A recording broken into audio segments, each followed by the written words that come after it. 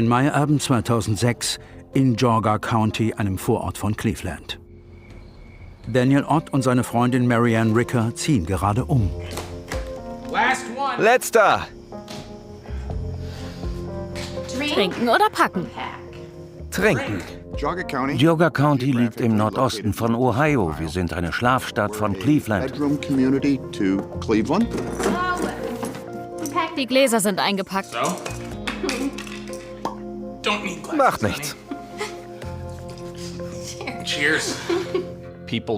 Die Leute schließen ihre Haustür nicht ab, sitzen im Vorgarten, grüßen sich. Vorsicht, du musst morgen fahren. Wann willst du los? Früh. Dann gehen wir besser früh zu Bett. Wir sollten mal diese olle Luftmatratze testen.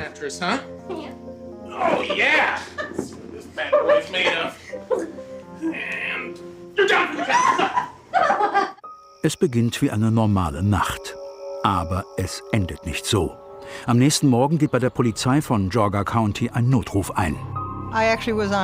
Ich hatte frei, wurde aber zur Arbeit gerufen, weil es ein Verbrechen gegeben hatte.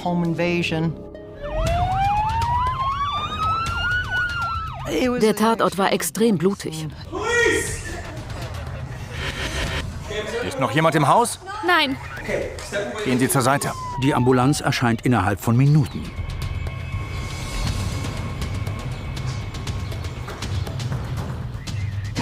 Was ist passiert?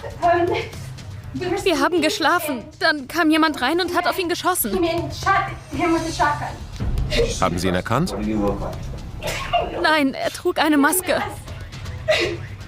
Wer ist der Gentleman? Daniel, mein Freund. Und sein Nachname? Ott. Sein Zustand war sehr kritisch. Dan wurde sofort ins Krankenhaus gebracht. Alles wird gut. Daniel Ott kämpft um sein Leben. Und die Ermittler ahnen noch nicht, dass sie vor einem der außergewöhnlichsten Fälle ihres Berufslebens stehen. Ich warne dich. Dass der Fall gelöst wurde, ist schlicht und einfach ein Wunder. Die Ermittler fahren zu Daniel Ott ins Krankenhaus. Das Opfer wird operiert. Seine Freundin wartet da drüben. Übernimm das Opfer. Ich rede mit dem Mädchen. Hi, Miss Ricker. Hi, Ich bin Detective Vetter von der Polizei. Bei Ihnen wurde eingebrochen? I understand your home was broken into. Did you recognize? Kannten Sie die Person? Hat die Person irgendwas gesagt? Er hat gefragt, bist du Daniel Ott? Daniel Ott war in Vermillion aufgewachsen und hatte dort die Highschool besucht. Er liebte die Natur. Von klein auf hat Dan eine Leidenschaft für Pflanzen. Er arbeitet in einer Gärtnerei und will sich weiterentwickeln. Er war ein sehr bodenständiger, ruhiger, einfacher Mann. Ich komme gerade von unserem Steuerberater. Er sagt, das war unser bestes Jahr überhaupt. Und das verdanken wir dir. Pass auf. Hier ist ein kleiner Bonus für dich. Ach nein.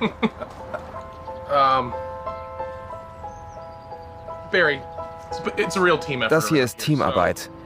Also nimm das und verteile es unter den Leuten. Das würde mir viel mehr bedeuten, als es für mich zu behalten. 2 Jahre zuvor haben sich Dan und Marianne auf einer Hochzeit kennengelernt. Sie war Friseurin im Ort. Sie saßen am selben Tisch und verliebten sich. Ist hier noch frei? Jetzt nicht mehr. Gehen Sie zur Braut oder zum Bräutigam? Ich bin Hochzeitscrasher. Im Ernst? Ja, ein Profi. Außer wenn ich zu viel trinke. Sie telefonierten miteinander und ihre Beziehung begann. Sie waren 29, 30 Jahre alt und gerade dabei, sich ein eigenes Leben aufzubauen. Als Dan von einer Firma in Michigan ein Jobangebot bekommt, steht das Paar am Scheideweg. Sie haben mir die Leitung des gesamten Bundesstaates angeboten. Mein Traumjob. Wirklich? Es ist nur... Es ist in Michigan. Ich will da nicht hin. Warum nicht? Ich will bei dir bleiben. Nimm mich mit? Im Ernst? Ja, ich kann überall arbeiten. Really?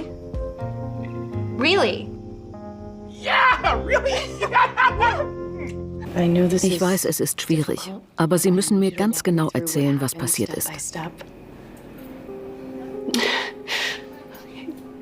Wir wollten nach Michigan ziehen. Dan und Marianne übernachteten auf einer Luftmatratze im Wohnzimmer. Im Haus waren nur noch ein Fernseher und ein paar Kartons mit Kleidern. Morgens um 6:30 Uhr wurde sie von ihrem Hund geweckt. Sie wollte, dass Dan ihn rauslässt.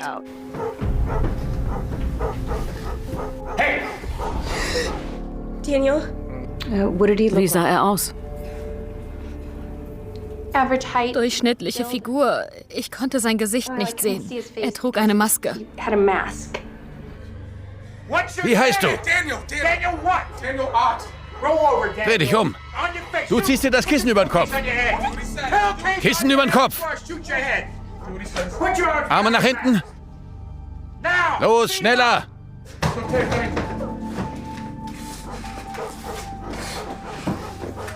Was ist mit dem Drecksköter? It's okay. It's okay. It's okay. I'm not gonna let him hurt you. Dan sagte, er würde nicht zulassen, dass Marianne vergewaltigt wird. I'm not gonna let him hurt you. Marianne hörte ihn sagen, du Scheißkerl. Dann fiel ein Schuss.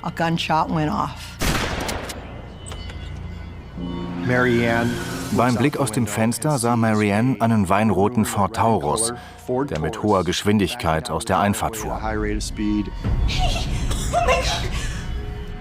Dan sagte ihr, was sie tun sollte. Hol Hilfe. Er sagte, ich dachte, der will dich vergewaltigen. Es tut mir so leid. Ich dachte, er tut dir weh. I'm sorry.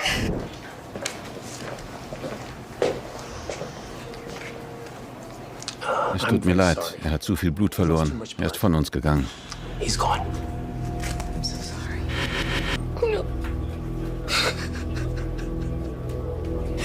Oh my God! No!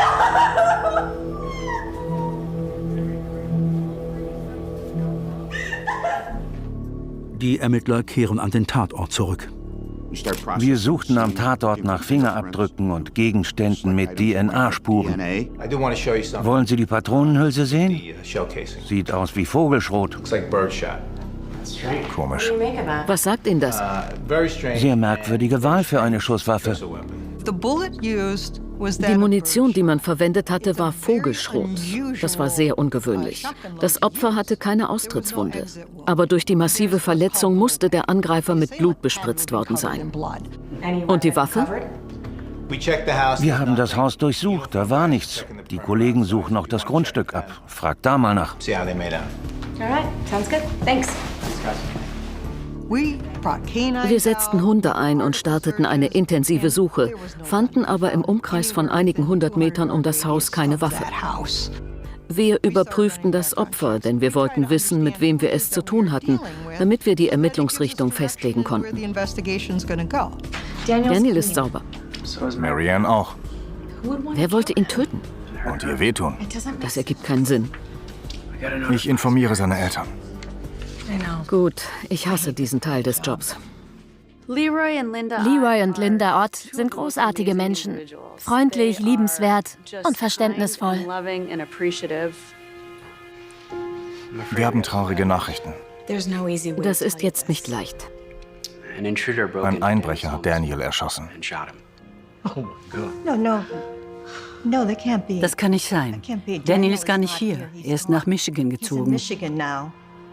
Sicher? Ist das Ihr Sohn?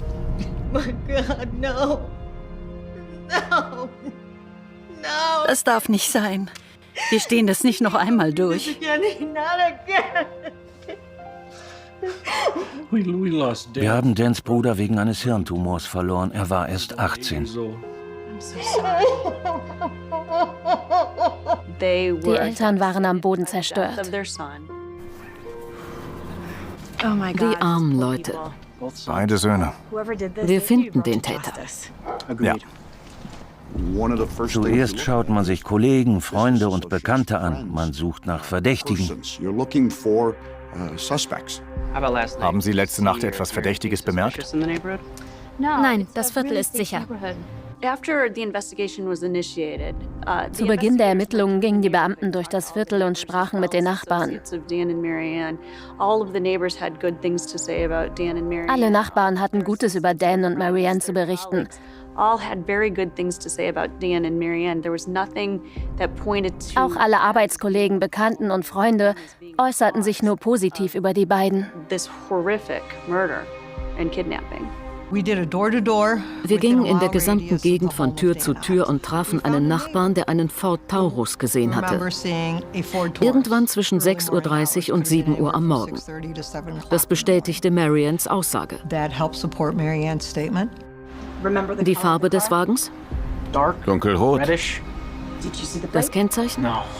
Nein, tut mir leid. Am nächsten Tag beherrscht der Mord die Schlagzeilen. Der ganze Bezirk war in Aufruhr. Die Leute waren natürlich sehr besorgt darüber, dass in dieser sonst so ruhigen Gegend ein blindwütiger Mord geschehen war. Auf der Suche nach Hinweisen durchkämmen die Detectives alle Fahndungsaufrufe der letzten Zeit und werden fündig. Es ging um Bucky Phillips, Ein Polizistenmord in New York. einen Gewalttäter. Er ist auf der Flucht. Offenbar in unsere Richtung, will wohl zu seiner Familie nach Michigan. Er war ein Einsiedler, lebte in den Wäldern im Bundesstaat New York und reiste mit gestohlenen Autos. Zuletzt fuhr er einen roten Ford Taurus. Jetzt haben wir was. Mit dem gestohlenen Ford war er in einem Nachbarbezirk von Geauga County in eine Verfolgungsjagd geraten. Eine Woche nach dem Mord an Daniel Ott gibt es einen Verdächtigen. Den flüchtigen Polizistenmörder Bucky Phillips. Er hat diese Straße genommen. Hier ist Otts Haus. Ist das unser Mann? Könnte sein. Ich denke mir das so. Phillips ist auf der Flucht. Er will zu seiner Familie in Michigan. Auf der Autobahn wäre das keine große Sache, aber er weiß, dass die Polizei ihn dort sucht. Also nimmt er die kleinen Nebenstraßen. Er ist schon seit fast 20 Stunden unterwegs. Er ist erschöpft. Er braucht einen Ort, wo er Rast machen kann. Er hält an, schaut sich um, entdeckt ein Haus, das unbewohnt wirkt.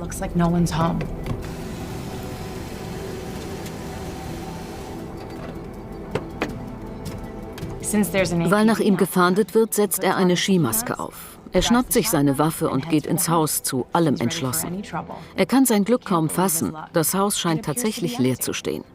Vielleicht kann er ein paar Tage bleiben. Die Hintertür ist unverschlossen.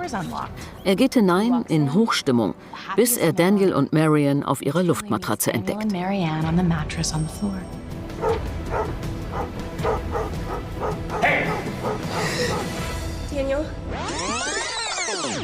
So wird's gewesen sein. Morddezernat? Wirklich? Nichts anfassen, wir kommen. Sie haben Buckys Auto gefunden. Wo? Bainbridge. Wir hatten Fasern aus dem Teppich am Tatort entnommen, um zu sehen, ob sich ähnliche Fasern in dem Ford Taurus befanden, den Bucky Phillips gefahren hatte. Aber es gab keine Übereinstimmung. In den nächsten Monaten halten Polizeistreifen nach dem Flüchtigen Ausschau, bis er schließlich gefasst und zum Verhör gebracht wird. Was war mit Daniel Ott? Kenn ich nicht. Was für ein Auto fahren Sie? Hängt vom Wochentag ab. Ach so, und der rote Taurus? Davon gibt's viele. Phillips kommt in Haft. Aber es gibt keinen Hinweis, dass er etwas mit dem Mord an Daniel Ott zu tun hat. Wir konnten nicht mal beweisen, dass er in unserem Bezirk war. Zurück auf Anfang. Die Ermittler gehen sämtliche Hinweise noch einmal durch. Am Tatort war Klebeband von Dans Fesseln. Und das Klebeband? Wo wurde es gekauft? Vielleicht gibt's da Überwachungskameras. Wir haben den Hersteller. Mal sehen, wer das verkauft. Sie riefen den Hersteller an und der nannte ihnen die Supermarktkette, wo es verkauft wurde. In einem Ordner waren sämtliche Filialen verzeichnet, die das Klebeband im Sortiment hatten. Inzwischen ermitteln sie weiter in Daniels Umfeld. Ich lebe 3 Häuser weiter. Es ist furchtbar. Wir stehen alle unter Schock. Aber ich habe da so meine Vermutungen. Und die wären? Wenn Sie das gesehen hätten. Was denn? Komische Leute in Dans Haus zu komischen Zeiten. Was soll das heißen? Langhaarige Hippie-Typen, Biker von der Straße. Sie wissen doch selbst, dass Dan Gärtner war. Haben Sie gesehen, dass da Gras geraucht wurde? Ich bin nicht neugierig. Ich dachte nur, Sie sollten das wissen. Tun Sie Ihre Arbeit. Was denkst du? Was haben wir? Den Ordner und Dans Gewächshaus. Gewächshaus. In der Gärtnerei sprechen die Ermittler mit Dans Boss. Familie und Kollegen von Marianne und Dan wurden nach möglichem Drogenkonsum befragt. Er hatte mehr Talent als ich. Und ich mache das schon ewig. Und hatte Daniel auch Talent als Marihuana-Züchter? Tja, er war Biker. Kannte interessante Leute.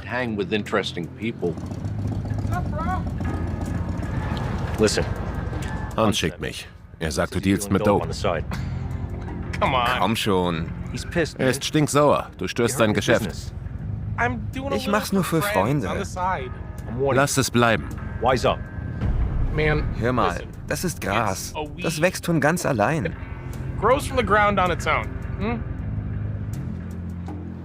Wäre möglich.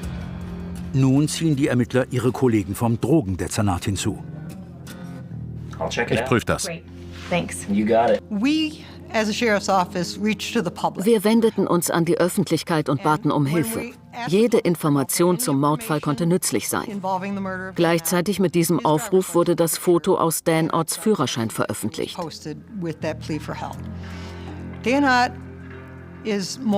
Dan Ott war ein Naturbursche, ein Umweltschützer. Er trug langes Haar, war ein bisschen füllig. Er hatte sich gerade einen lang gehegten Traum erfüllt und eine Harley-Davidson gekauft. Wir stellten fest, dass es eine lose Verbindung zu einer hiesigen Motorradgang gab. Aber nicht Dan hat diese Verbindung, sondern seine Freundin. Gegen Ort liegt nichts vor. Aber ich habe einen Tipp wegen Marianne Rickers bekommen. Sie scheint eine Bikerbraut zu sein und hing mit einer harten Motorradgang rum, bevor sie Ort kennenlernte. Ist die Beziehung zwischen Dan und Marianne komplizierter, als es scheint? Wie die Überprüfung ergab, hatten Dan und Marianne sich Monate zuvor getrennt, waren aber wieder zusammengekommen. Marians Freundin Lauren Ellis wird befragt. Ich möchte nichts Negatives sagen. Aber? Es war nicht alles perfekt. Sie hatten oft Streit. Sie haben sich mehrmals getrennt, sich mit anderen getroffen. Beide? Nichts Ernstes. Sie haben sich ja geliebt. Sicher. Weil Marianne ihnen diese Details verschwiegen hat, wird sie erneut aufs Revier bestellt. Sie wurde intensiv verhört. Ihre Beziehung war ja nicht so märchenhaft, wie sie allen weismachen wollte. Wir wissen, dass es Höhen und Tiefen gab. Wie überall. Sie haben sich mehrmals mit anderen getroffen? Und? Auch wenn sie nichts damit zu tun hatte, musste sie uns sagen, ob es vielleicht einen eifersüchtigen Freund oder eine eifersüchtige Freundin gab. Sie musste uns alles sagen. Wie praktisch, dass Sie die einzige Zeugin sind und der Killer maskiert war. Daniel wurde erschossen, Sie nicht. Wieso? Ich weiß es nicht. Ich weiß nicht, wieso Sie Daniel das angetan haben und mir nicht. Ich weiß gar nichts. Die Befragung richtete sich immer mehr gegen Marianne. Ich sage die Wahrheit. Dann stimmen Sie sicher einem Lügendetektortest zu. Nein. Sie ist nervös. Zittert wie Espenlaub. Hatten Sie eine Beziehung mit Daniel Ott? Ja. Haben Sie ihn getötet? Nein. Wissen Sie, wer es getan hat? Nein. Der Test lief schlecht. Es gab Hinweise auf Täuschungsversuche. Keine Frage. Sie verheimlicht etwas. Spielt Marianne die Rolle der trauernden Freundin nur? Hat sie etwas mit dem Mord zu tun? Und? Und was? Wie war ich? Was denken Sie? In den meisten Mordfällen kennt der Mörder das Opfer. Vielleicht hatte Marianne jemanden beauftragt. Oder es war ein eifersüchtiger Freund. Sie war nervös, ist beim Lügendetektortest durchgefallen. Sie weiß etwas. Aber was? Viel. Ich denke, es war so. Daniel und Marianne wollen zusammen nach Michigan ziehen, trotz ihrer schwierigen Vergangenheit. Das einzige Problem, Marianne muss es ihrem Ex-Freund, dem Biker, sagen. Um ihm die bittere Pille zu versüßen, geht sie vorher mit ihm ins Bett.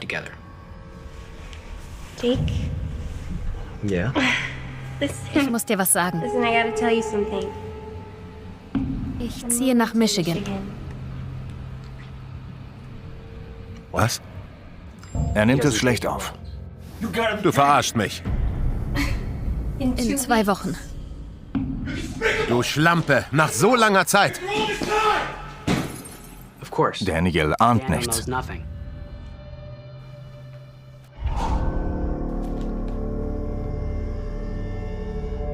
Seltsam. Der sah aus wie Jake. Was soll das? Verfolgst du mich? Stehst vor meiner Tür? Bist du wahnsinnig geworden? Ich glaube es nicht. Ich hab dir gesagt, komm nicht hierher. Der gekränkte Biker schwört Rache.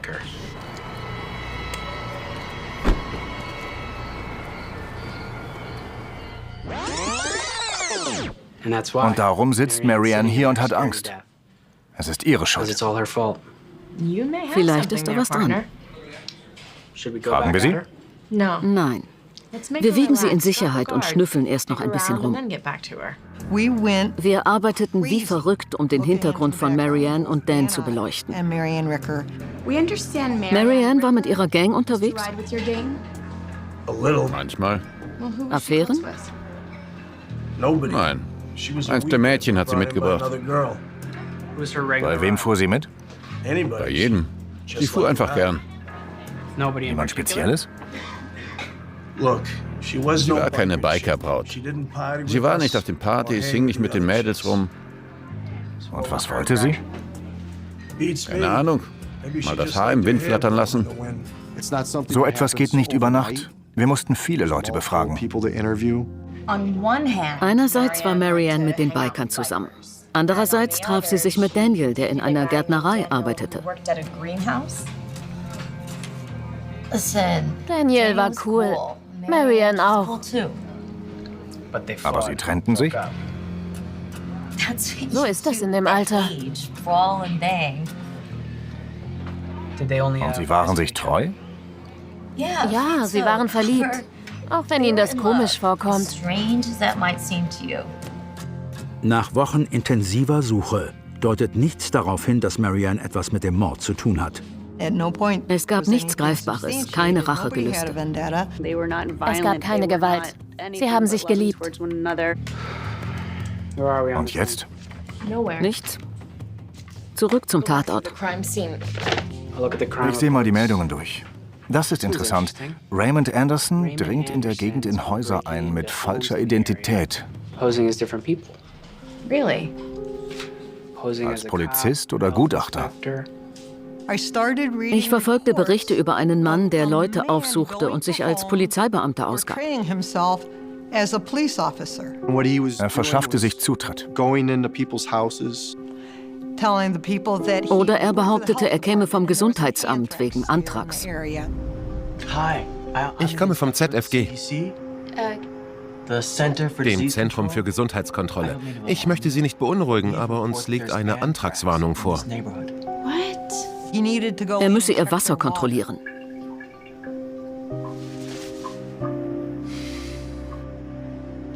Sie trinken das? Dann merkt man's gleich. Er war geistesgestört. Ihr Ausweis? Wenn ich umkippe, keine Sorge. Ich rufe die Polizei. Dieses verdächtige Verhalten brachte uns auf seine Spur. Das konnte unser Mann sein. Verrückt? Ein Psychopath? Vielleicht. Mal sehen, wo er zur Tatzeit war. Ray war Gefängniswärter gewesen. Als er nicht mehr arbeiten konnte, wurde er entlassen. Er verlor den Halt und nahm Drogen. Unter Drogeneinfluss schlüpfte er in verschiedene Rollen und fühlte sich mächtig. Redest du mit mir? Es war eher eine Marotte als eine Bedrohung. Redest du mit mir? 2 Tage vor dem Mord hatte er eine Autopanne in Geauga County und sein Vater hatte ihn abgeholt. Okay, thanks. Bad news. Schlechte Neuigkeiten. Raymonds Alibi stimmt. Alles auf Anfang. Back to the drawing board. Er war ein Spinner, aber kein Mörder. Nach monatelangen Ermittlungen stehen die Detectives vor dem Nichts. Alle Spuren führten ins Leere. Daniel Otts Eltern wollen wissen, wie weit wir sind.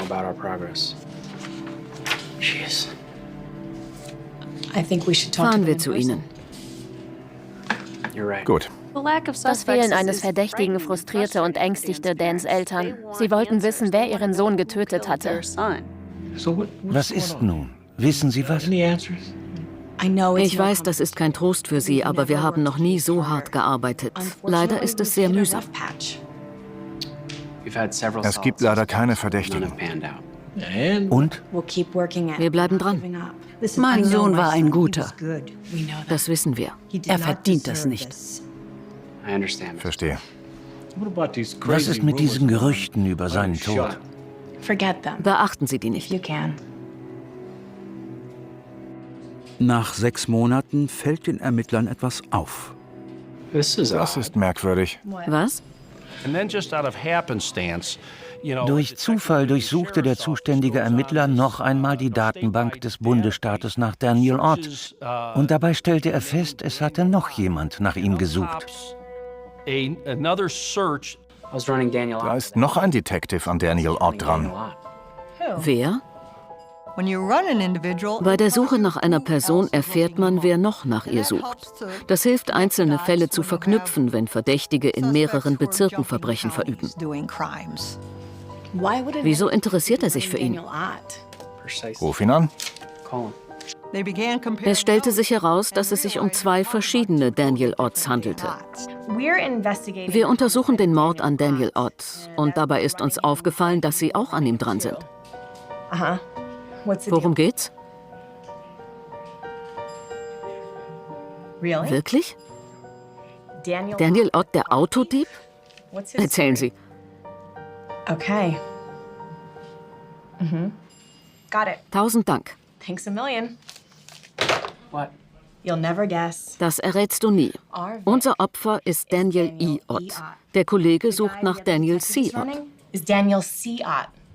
Und weshalb? Er ist kein Engel. Ahnst du was? Yeah. Der zweite, Daniel Ott, ist ein notorischer Krimineller. Der Mann war ein gerissener Dieb. Er stahl jede Art von Fahrzeug, sogar Bagger. Wir dachten, vielleicht war Daniel C. Ott das Ziel. Und durch eine Verwechslung wurde unser Dan Ott getötet.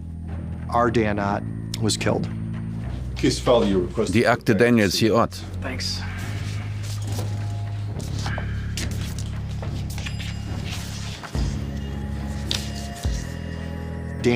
Daniel C. Ott war sein Leben lang in kriminelle Aktivitäten verstrickt. Ein Profidieb. Er ist spezialisiert auf alte Corvettes.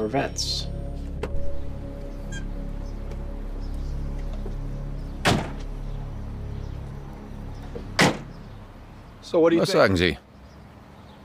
Seidenweich. Er nahm den Schlüssel und merkte sich den Schlüsselbart, indem er seinen Daumen draufdrückte. Ich rufe Sie an. 3 Wochen nach der Probefahrt stahl er die Corvette. Daniel Ott ist Autodieb und hat auch Verbindungen zu Joe Rosebrook. Wirklich? Joe Rosebrook ist der Chef der Hillbilly-Mafia, einer kriminellen Organisation, die unter anderem mit Autos handelt. Er war der Herrscher über einen millionenschweren Autoschieberring, der gestohlene Fahrzeuge von einem County ins nächste brachte.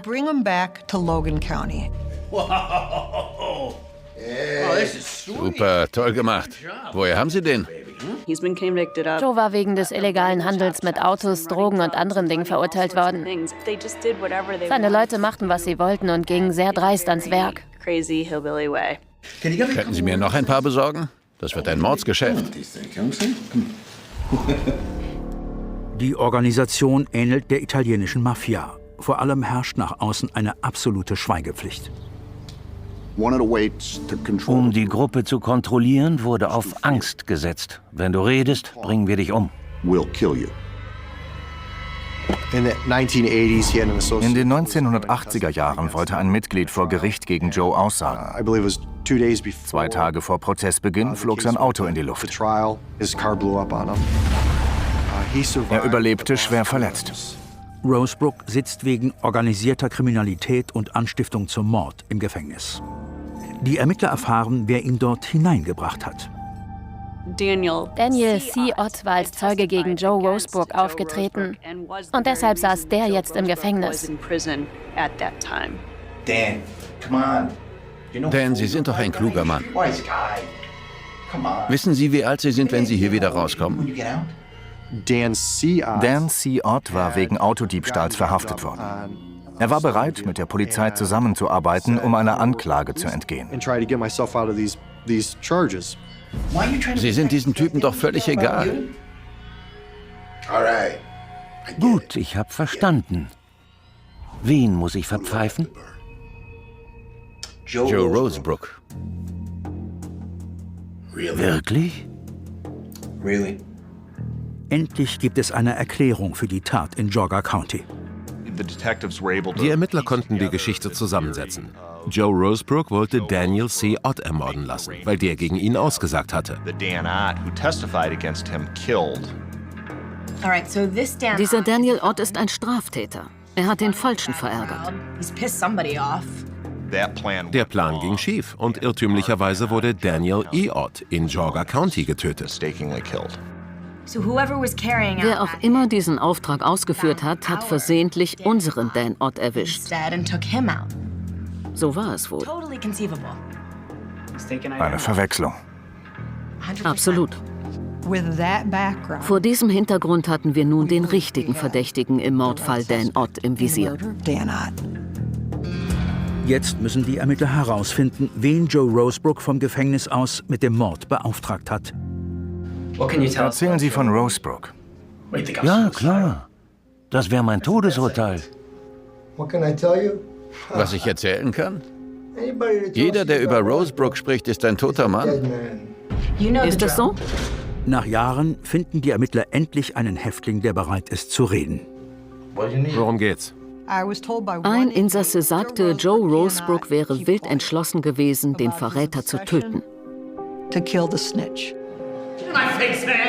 Ich sag euch, der alte Pisser ist der Spitzel. Bist du sicher? Wen meint ihr? Daniel Ott, macht ihn kalt, jetzt, verstanden?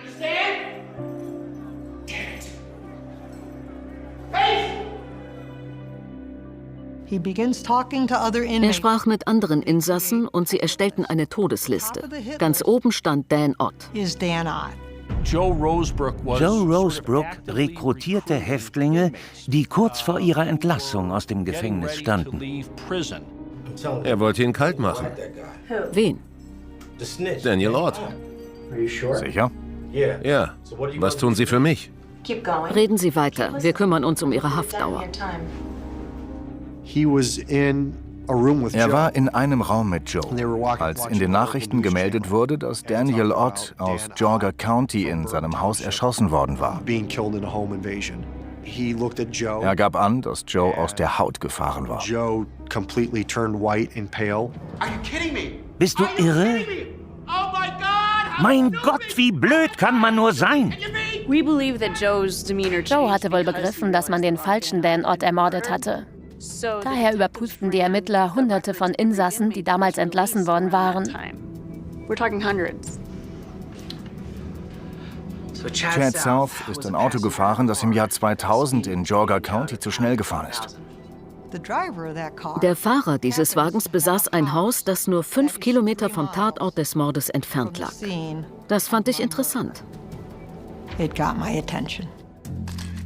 Chad South war ein bekannter Krimineller. Diebstahl, Raub, Drogendelikte. Aber diese Art von Gewalt war von ihm noch nicht aktenkundig. Es stellt sich heraus, dass der Verdächtige Joe Rosebrook kennt und vor dem Mord an Daniel Ott aus der Haft entlassen wurde. Später kommt South wegen eines anderen Delikts wieder ins Gefängnis, wo er sich seinem neuen Zellengenossen anvertraut.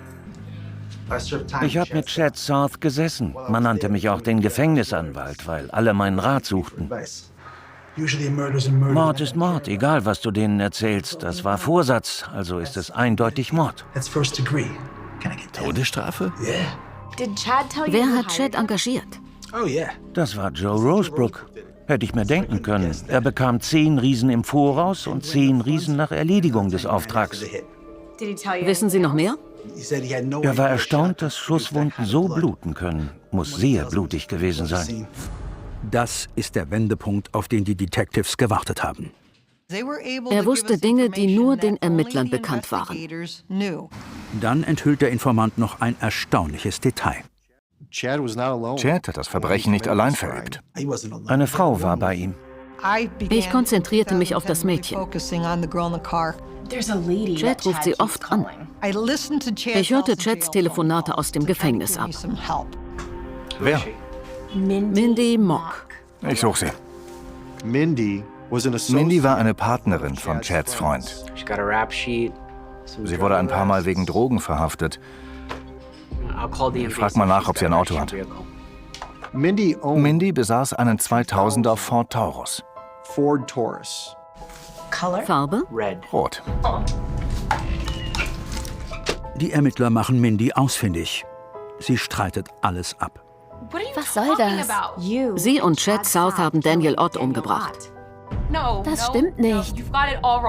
Der Staatsanwalt war bereit, Mindy Straffreiheit zu gewähren. 25 Jahre sind lang. Die bringen mich um. Wer? Chad und Rosebrook. Nicht, wenn Sie die Wahrheit sagen. Wir können Sie schützen. Er hat mir Geld gegeben, mehr weiß ich nicht. Die Ermittler konnten endlich die Verbindung zwischen Chad und Rosebrook nachweisen. 2016, fast ein Jahrzehnt nach dem Mord, müssen sich Chad South und Joe Rosebrook endlich vor Gericht verantworten. Joe Rosebrook ist ein skrupelloser Killer. Er hat in Freiheit getötet und auch noch aus dem Gefängnis heraus. Aber was Joe wirklich teuflisch macht und wofür er keine Gnade verdient, das ist der Mord an Daniel Ott, den er veranlasst hat. Dan war ein unschuldiger Mann, der sein ganzes Leben noch vor sich hatte. Joe brauchte einen Killer für den Hehler und Autodieb Daniel C. Ott. Er kam auf Chet South. Nachdem Chet aus dem Gefängnis entlassen war, bekam er Joes Geld und Dan Otts Adresse. Aber er verlor die Adresse. Das war ihm peinlich und er machte Dan auf eigene Faust ausfindig. Ich brauche Ihre Hilfe. Ich suche einen Daniel Ott. Er ruft Mindy an, sie ist ein Junkie. Sie fahren zu Otts Haus. Er ist zu dumm und zu konfus, um zu bemerken, dass etwas nicht stimmt. Wie heißt du? Daniel what? Daniel Ott. Man kann zweifelsfrei feststellen, dass Joe Rosebrook einen Unschuldigen ermorden ließ. Und dafür sollte er den Rest seines Lebens hinter Gittern verbringen. Ist Chad South des Mordes schuldig? Wie lautet das Urteil der Jury? Schuldig. Chad South wurde zu 28 Jahren Gefängnis verurteilt. Ist Joe Rosebrook des Mordes schuldig? Wie lautet das Urteil der Jury? Schuldig. Der Richter verurteilte ihn zu lebenslänglich ohne Chance auf Bewährung. Daniel Otts Familie und Marianne mussten lange auf dieses Urteil warten. Für die Otts und Marianne war das Leben nie wieder so wie früher. Sie mussten ohne Dan auskommen. Daniel E. Ott war unschuldig. Und es ist unfassbar, dass ein gesetzestreuer, anständiger Mensch sterben musste, nur wegen seines Namens. The first moment the investigators stepped onto the grounds of the Port Coquitlam farm, there was no immediate sense that they had arrived at the center of one of the most disturbing criminal cases in Canadian history, because at first glance, the property looked almost ordinary in the way rural places often do when distance and silence soften their edges, with long stretches of uneven land, weathered structures standing against damp British Columbia air, and the faint industrial rhythm of farming life still lingering in the background even though something far darker was about to be uncovered beneath it. And as the teams moved through the site with protective gear, carefully documenting each step, there was a tension that came not from what was visible but from what was expected to be found, a kind of quiet psychological pressure that settled over the workers as they began the slow process of excavation. Because this was not a search driven by speculation alone but by fragments of forensic evidence and missing persons reports that had already begun to converge in ways that could no longer be ignored, and yet even with that knowledge, nothing truly prepared them for the scale of what the land seemed to hold, as if the soil itself had become a long-term archive of violence layered beneath years of agricultural activity and neglect, forcing every movement of the investigation to proceed with a mixture of technical precision and emotional restraint, since every recovered trace carried the weight of uncertainty, and every unidentified sample represented not just evidence but the unresolved absence of a human life, and as the early stages of forensic recovery began, the focus was not yet on names or identities but on classification, on separating organic material from environmental contamination, on preserving whatever could still be preserved after years of exposure to time, weather, and disturbance, and it was in this slow and methodical process that the first unsettling realization emerged, not through a single dramatic discovery but through accumulation, as small inconsistencies in the biological material began to suggest that the number of individuals represented at the site might exceed what had been formally acknowledged in the initial charges, creating an early indication that the scope of the case could extend beyond the legal framework already established. And within this realization, investigators found themselves confronting a reality that was difficult to quantify, because the evidence did not immediately translate into clear identities, but instead existed in fragments, partial genetic profiles, degraded traces, and ambiguous overlaps that required careful interpretation, and each of these fragments carried its own limitation, shaped by the conditions under which it had been left and the passage of time that had altered its clarity, making the process of identification not only a scientific challenge but also a deeply unsettling exercise in reconstructing absence, where the absence itself became the most consistent feature across multiple findings, and as the work continued, the emotional atmosphere among those present shifted in subtle but noticeable ways, as routine procedural language began to coexist with moments of silence that stretched longer than usual, reflecting the psychological impact of working in an environment where every layer of soil removed might reveal another unresolved connection to the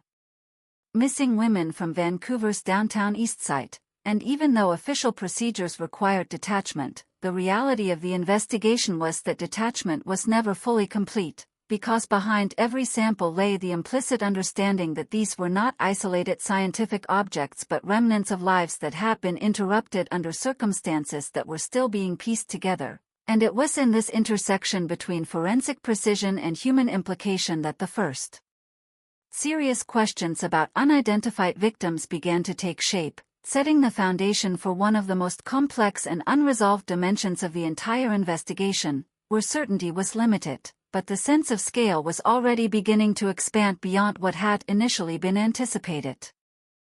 Before the investigation ever reached the soil of the Port Coquitlam farm, the story had already been forming for years in another part of British Columbia, in the dense and often overlooked environment of Vancouver's downtown east side, a neighborhood shaped by economic hardship, unstable housing, addiction crises, and long-standing systemic neglect, where survival often depended on navigating shifting social networks and unpredictable daily conditions, and in this environment, disappearance did not always register immediately as an anomaly in the way it might in more stable communities, because people moved frequently between shelters, temporary accommodations, and street-level survival spaces, and contact could be lost for days or even weeks without immediate alarm, which created a structural vulnerability in how absence was perceived, and over time, this vulnerability became a critical factor in how multiple missing persons cases were initially processed, as women began to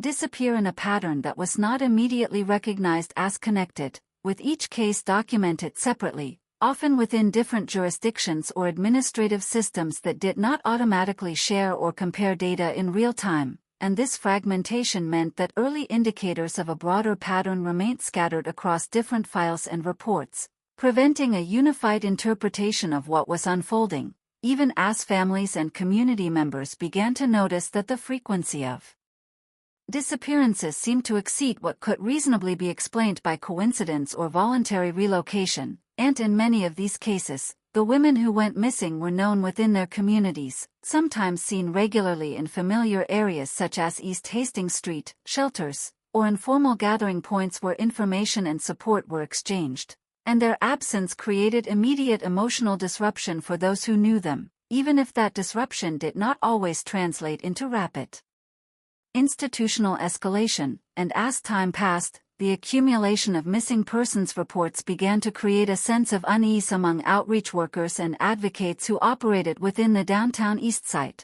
because they observed patterns that were not yet fully reflected in official investigative frameworks, including similarities in demographic background, last known locations, and social circumstances. And yet despite these observations, the formal investigative response remained cautious, shaped by procedural limitations and the difficulty of distinguishing between unrelated cases in a complex urban environment where instability was already a common feature of daily life, and it was within this gap between lived experience and institutional recognition that the conditions for delayed detection were established, allowing a series of disappearances to continue without being immediately consolidated into a single investigative focus, while at the same time, attention remained dispersed across multiple potential explanations, none of which fully accounted for the scale or consistency of the emerging pattern, and as a result, the downtown east side functioned not only as the geographic origin of the missing persons reports but also as a space where the early signals of a larger investigative crisis were first visible, even if they were not yet understood in their totality, and this context would later become essential in reconstructing how the investigation evolved, because it revealed that the most critical information was not absent, but distributed across many small points of contact that were not initially connected, and in retrospect, this distribution of information, combined with delays in cross-referencing and limited communication between investigative bodies, played a significant role in shaping the early trajectory of the case, allowing what would eventually be understood as a connected series of events to remain fragmented long enough for the pattern to deepen before it was fully recognized. and it is within this environment of partial visibility and delayed synthesis that the investigation's foundation was ultimately formed, setting the stage for the later forensic developments at the Port Coquitlam farm that would transform these scattered disappearances into a unified and far more disturbing narrative. The women who disappeared from the downtown East Side were not defined by their absence, even though history would later remember them primarily through that absence, because before any investigation or forensic analysis, they were individuals living within a complex and often unforgiving environment, each with their own relationships, routines, struggles, and moments of resilience that existed independently of the case files they would eventually become part of, and understanding this is essential to grasping the full emotional weight of what was lost, because each missing woman represented a disruption not only in investigative records but in real human networks that included family members, friends, support workers, and community connections that functioned as informal lifelines in a neighborhood where formal systems were often strained, and among them were women like Serena Abotsway, whose life reflected the instability and fragility of survival in the downtown East Side but also the presence of connection and recognition within her community, where she was known and seen in specific places that formed part of her daily environment, and like her, others such as Marnie Fry and Andrea Josbury lived within overlapping social spaces where encounters were frequent and familiarity existed even in the absence of permanence, and Mona Wilson as well, whose presence in the community was marked by both vulnerability and visibility, representing the way many individuals navigated a world where stability was difficult to maintain but relationships still formed meaningful anchors, and as these women moved through their daily lives, they did so within a context shaped by broader structural conditions, including poverty, housing insecurity, addiction, and historical displacement that disproportionately affected indigenous communities in the region, creating layers of vulnerability that were not always visible in official records but were deeply felt in lived experience. And within this environment, disappearance took on a different meaning depending on perspective, because for those outside the immediate social circle, absence could be misinterpreted as mobility or change, while for those within it, even short-term silence could signal serious concern, and this difference in perception would later become one of the critical challenges in recognizing the pattern of missing women as it was developing, because what appeared fragmented in administrative systems was experienced as urgent and interconnected within the community itself, and as time passed, the emotional impact of each disappearance compounded, not only because of the individual losses but because of the accumulating uncertainty surrounding whether these cases were isolated or part of something larger, and families often described a growing sense of fear that extended beyond individual grief into a broader awareness that something in their environment was fundamentally wrong, even before any official confirmation emerged, and this emotional reality existed alongside investigative processes that were still treating each case separately, resulting in a disconnect between institutional timelines and human experience, and it is within this gap that the depth of the tragedy becomes most visible, because the women were not simply missing from records, they were missing from daily life in ways that disrupted routines, relationships, and expectations in profoundly personal ways, and yet their absence did not immediately generate the level of coordinated investigative response that would later be considered necessary, reflecting broader limitations in how vulnerability was assessed within existing systems, and as a result, the early stages of the case were defined by parallel realities, one in which families and communities experienced ongoing loss and uncertainty, and another in which institutions were still attempting to determine whether those losses were connected, and this divergence would later become central to understanding how the investigation unfolded and why it took as long as it did for the full scope of the pattern to be recognized.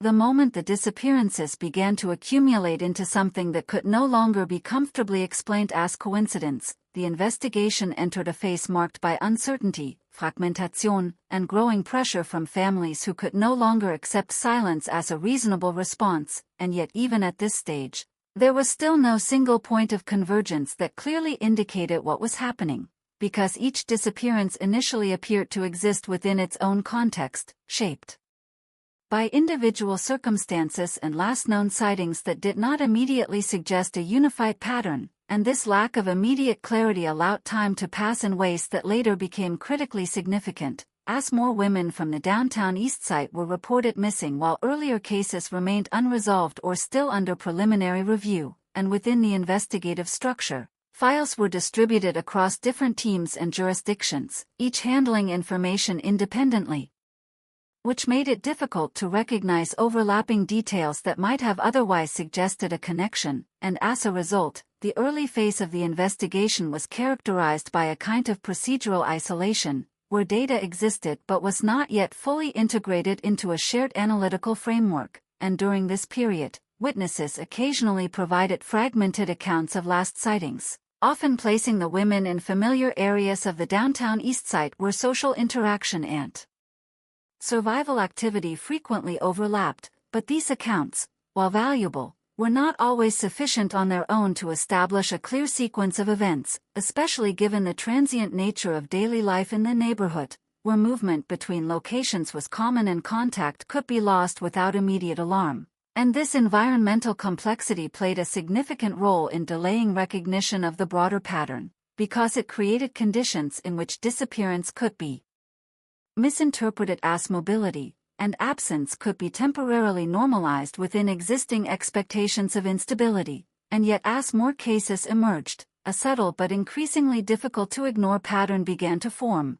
particularly in relation to geographic clustering and demographic similarities among the missing women, which included overlapping social environments and repeated presence within certain areas of the downtown East Side, and as investigators began to re-examine earlier files with this emerging context in mind, inconsistencies in timelines and gaps in witness accounts became more pronounced, suggesting that the initial fragmentation of data had obscured relationships that were not immediately visible at the time of reporting, and this realization gradually shifted the investigative focus toward the possibility of a connected series of events rather than isolated incidents, although at this stage there was still insufficient forensic evidence to confirm such a conclusion definitively, and the process remained cautious, shaped by the need to avoid premature assumptions in a complex urban environment where multiple explanations were still plausible, and it was within this atmosphere of partial recognition and incomplete information that attention began to expand beyond the immediate neighborhood into surrounding regions,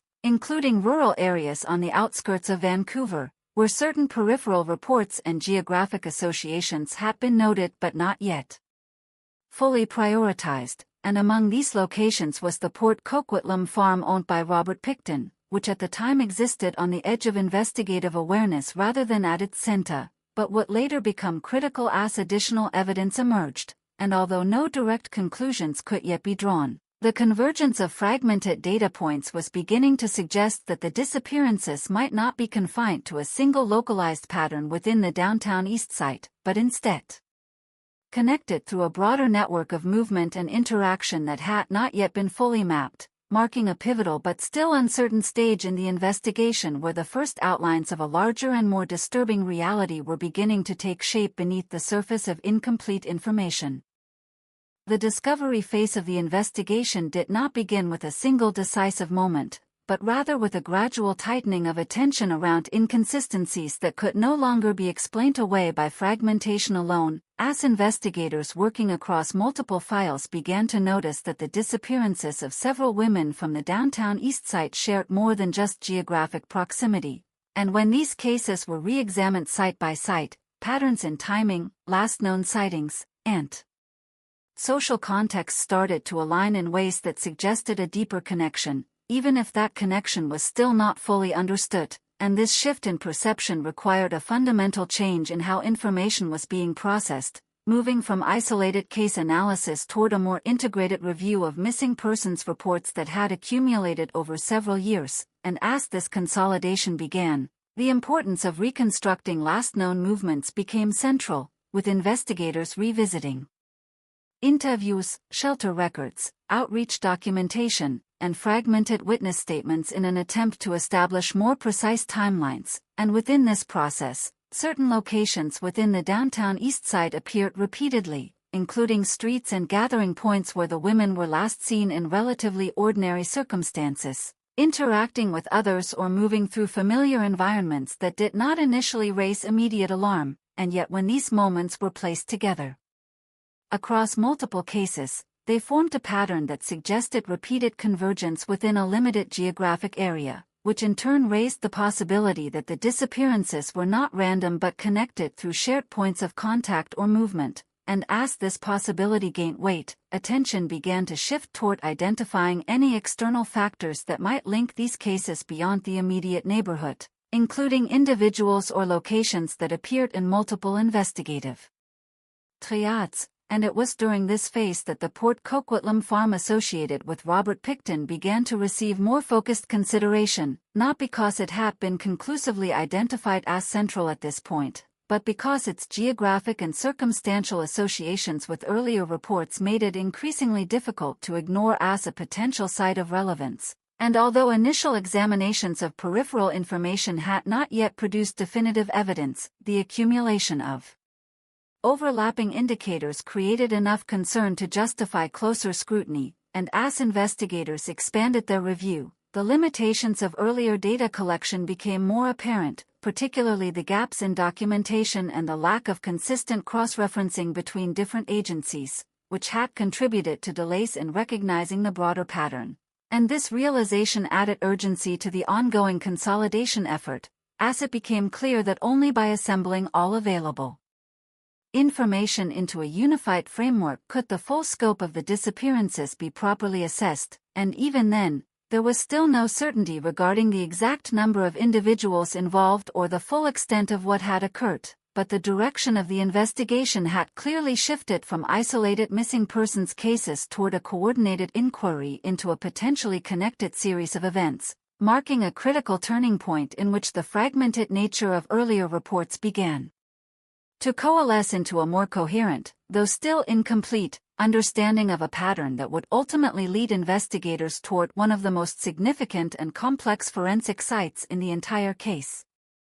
As the investigation moved deeper into its most uncertain phase, the focus inevitably turned toward identifying potential suspects, but what complicated this stage was not the absence of leads, but rather the overwhelming number of fragmented possibilities that had to be carefully evaluated against limited and often incomplete evidence. And within this environment of partial information, investigators initially explored multiple theories that ranged from opportunistic offenders operating within the downtown east side to individuals with access to isolated rural properties on the outskirts of Vancouver, and each line of inquiry required careful balancing between pattern recognition and evidentiary restraint, because premature conclusions could misdirect an already complex investigation. And during this period, attention was repeatedly drawn back to the social dynamics of the downtown east side itself, where interactions between residents, visitors, and transient individuals created a dense network of contact points that made it difficult to distinguish between routine social presence and potentially relevant connections, and as a result, early suspect identification efforts often circled within overlapping social environments without producing definitive resolution, while at the same time, investigators continued to receive reports, tips, and retrospective accounts that varied widely in reliability, adding further complexity to an already fragmented evidentiary landscape. And it was within this atmosphere of uncertainty that Robert Pickton gradually began to emerge as a figure of interest, not through a single dramatic revelation but through a slow convergence of indirect indicators, including peripheral witness references, geographic associations, and inconsistencies in earlier investigative assumptions regarding movement patterns of missing women. And although initial attention toward him remained cautious and exploratory rather than accusatory, the fact that he owned and operated a farm in Port Coquitlam provided a significant point of interest, because it represented a physical location outside the immediate urban environment where activity could occur with a lower likelihood of observation, and as investigators examined this possibility more closely, they were confronted with the challenge of separating rumor from actionable intelligence, especially given that early reports lacked the forensic grounding necessary to establish direct linkage, and this meant that the investigative process remained deliberately incremental, relying on verification steps that prioritized corroborated evidence over speculation, yet as additional missing persons cases were reviewed in parallel, the accumulation of similarities in victim profiles and last known locations began to shift the investigative perspective, making it increasingly difficult to maintain the assumption that all cases were unrelated, and this shift did not immediately result in a single unified suspect profile, but it did narrow the scope of consideration in ways that gradually brought the Port Coquitlam property into greater focus, particularly as part of broader efforts to map potential movement between urban and rural environments, and even at this stage, there was still no definitive confirmation of a central perpetrator, but the investigative landscape had clearly changed, as earlier fragmentation gave way to a more structured effort to identify connections across multiple datasets. And within that structure, Robert Pickton transitioned from a peripheral figure to a subject of increasing investigative scrutiny, not because of confirmed evidence at that moment, but because of the convergence of circumstantial factors that aligned with unresolved elements of the missing persons cases, marking a critical transition point in which the investigation began to shift from broad uncertainty toward a more focused and strategically directed inquiry into a specific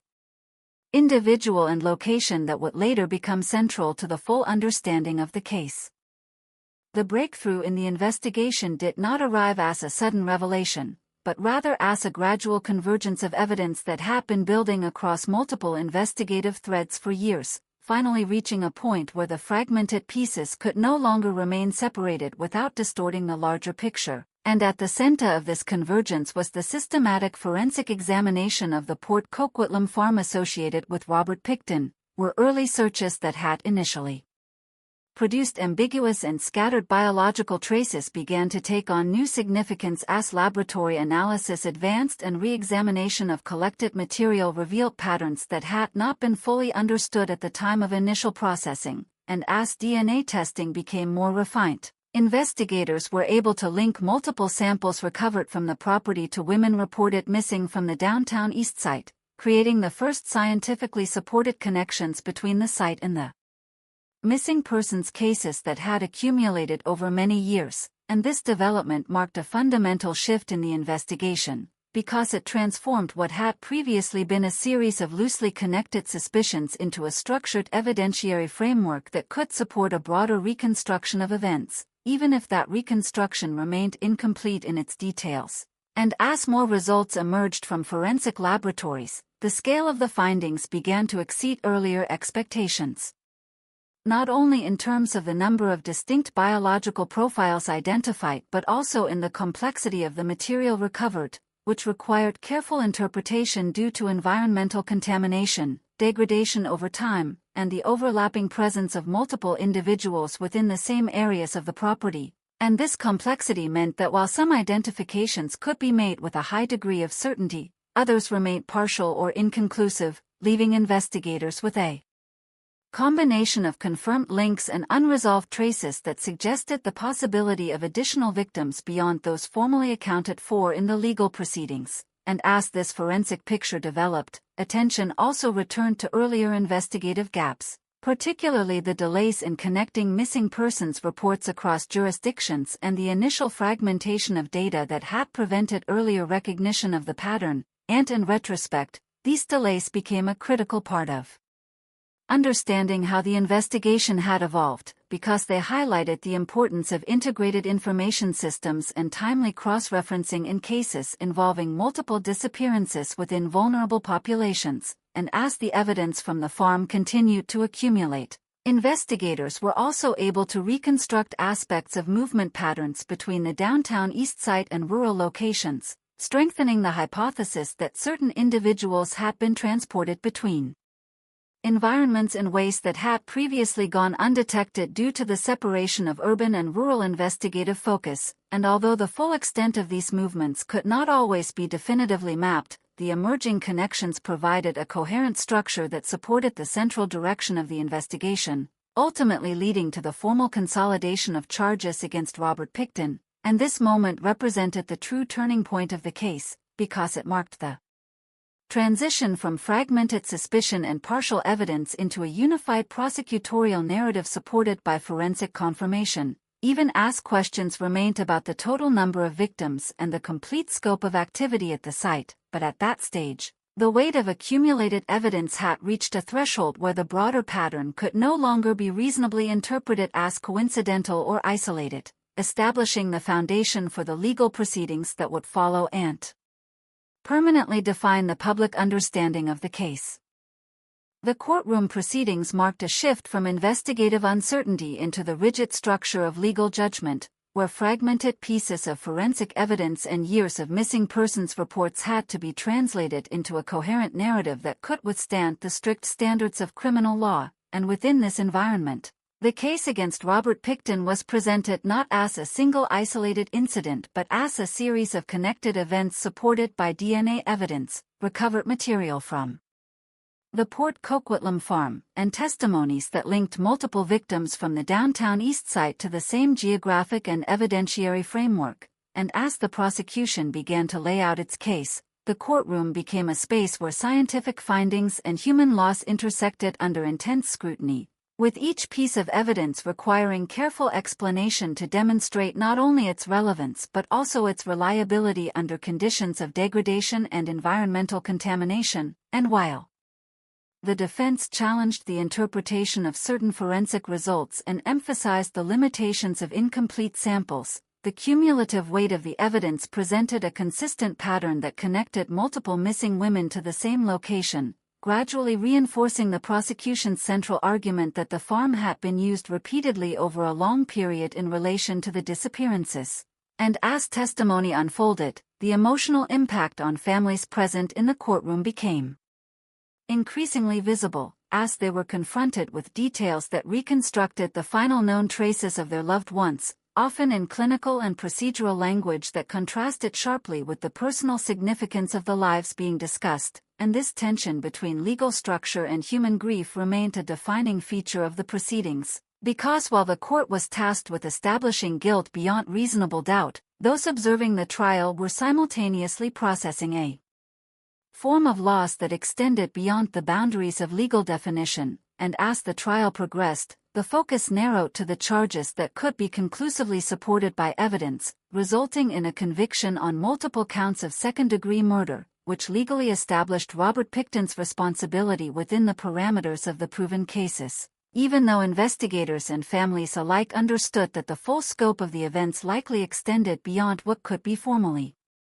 adjudicated. And when the verdict was delivered, it represented a moment of legal closure within the justice system, but it did not resolve the broader uncertainty surrounding unidentified victims or fully answer questions about the total number of individuals connected to the farm, leaving behind a complex legacy in which legal certainty coexisted with investigative incompleteness. And this duality has remained central to how the case is understood, because it highlights the distinction between what can be proven in court and what may still exist within the broader evidentiary landscape. And as a result, the courtroom outcome became not an endpoint but a defined moment within a much larger narrative that continued to influence forensic review, public policy, and community memory long after the trial concluded, shaping ongoing discussions about investigative practice and the limits of legal resolution in cases involving large-scale missing persons investigations.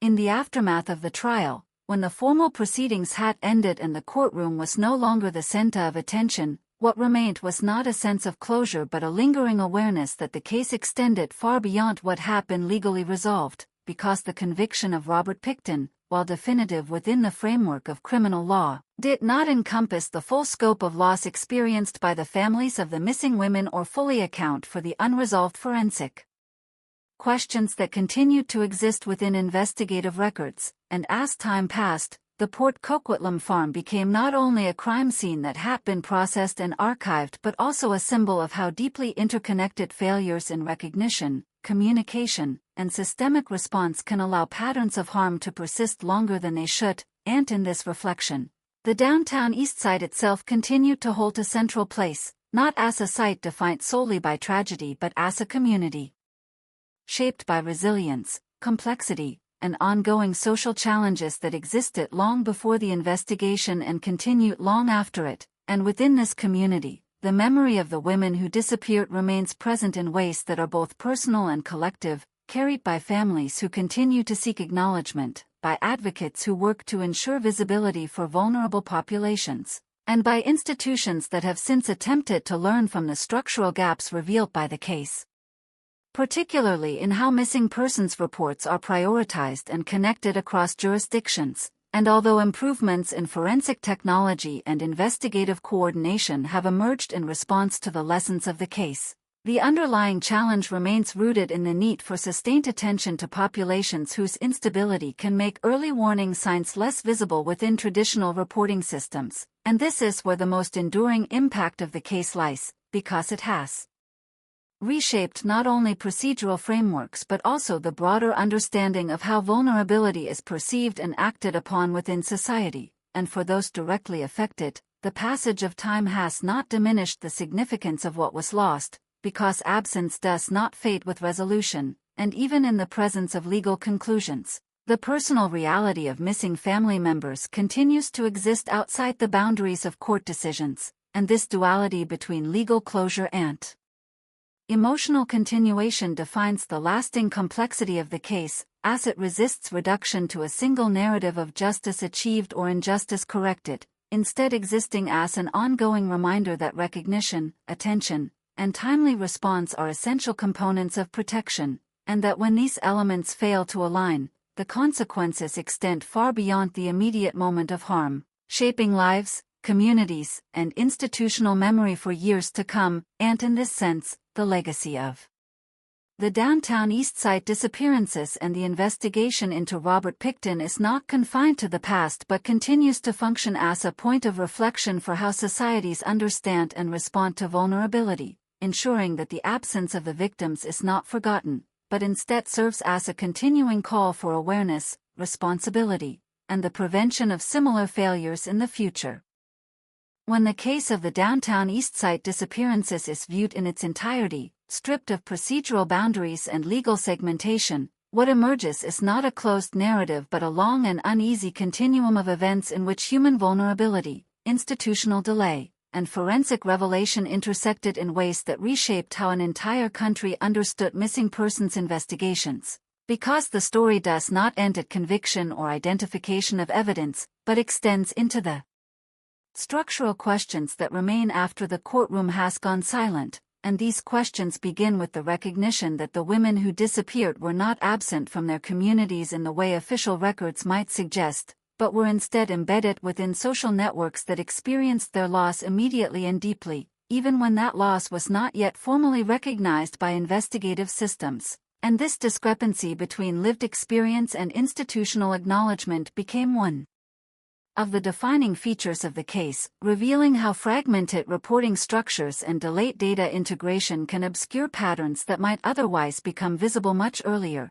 And in the years since the investigation, this realization has influenced changes in how missing persons cases are approached, particularly in relation to communication between agencies and the prioritization of cases involving vulnerable populations. Yet even with these improvements, the case continues to serve as a reminder that procedural reform alone cannot fully eliminate the risk of delayed recognition if underlying assumptions about visibility and urgency remain unchanged, and this is especially significant when considering the environment in which the disappearances occurred, where instability, poverty, and social marginalization created conditions in which absence could be misinterpreted or temporarily normalized, allowing time to pass without the immediate consolidation of related cases, and as a result, the eventual discovery of connections between the missing women required not only forensic advancement but also a re-evaluation of earlier investigative frameworks that had treated each case in isolation,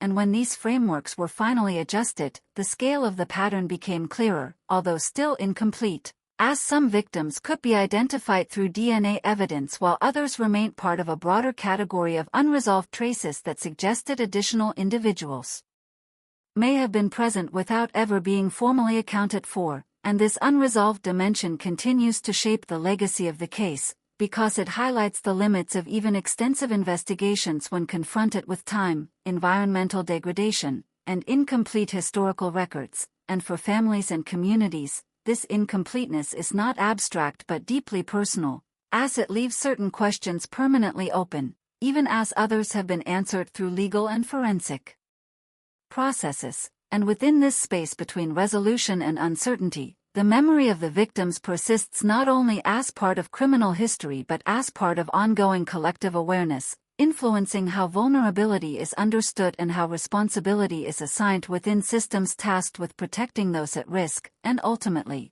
the lasting significance of the downtown Eastside case lies not only in what was discovered at the Port Coquitlam farm or what was proven in court, but in the broader understanding it has produced about how easily patterns of harm can remain hidden when attention is unevenly distributed, and how essential it is that recognition of risk begins early, remains consistent, and extends fully to all members of society, regardless of circumstance, so that the failures that defined this case are not repeated in any form that will once again allow absence to go unrecognized until it is too late. In the extended reflection on the downtown Eastside case, what becomes increasingly evident is that its significance does not lie solely in the identification of a perpetrator or the forensic reconstruction of events at a single location, but in the broader way it exposed the fragility of systems designed to detect and respond to human disappearance, particularly when those systems are confronted with populations that exist at the intersection of multiple forms of vulnerability. And in this context, the case functions as a complex intersection of criminal behavior, institutional limitation, and social invisibility, where each element reinforced the others in ways that allowed the overall pattern to remain obscured for a critical period of time. And when examining the timeline of events, it is clear that the initial fragmentation of missing persons reports played a decisive role in delaying recognition of the larger connection, because each report was processed within its own procedural framework, often without immediate cross-referencing to similar cases, and this separation meant that similarities in geographic location, victim profile, and timing were not immediately synthesized into a unified investigative hypothesis, even as informal observations from community members and outreach workers suggested that something larger might be occurring.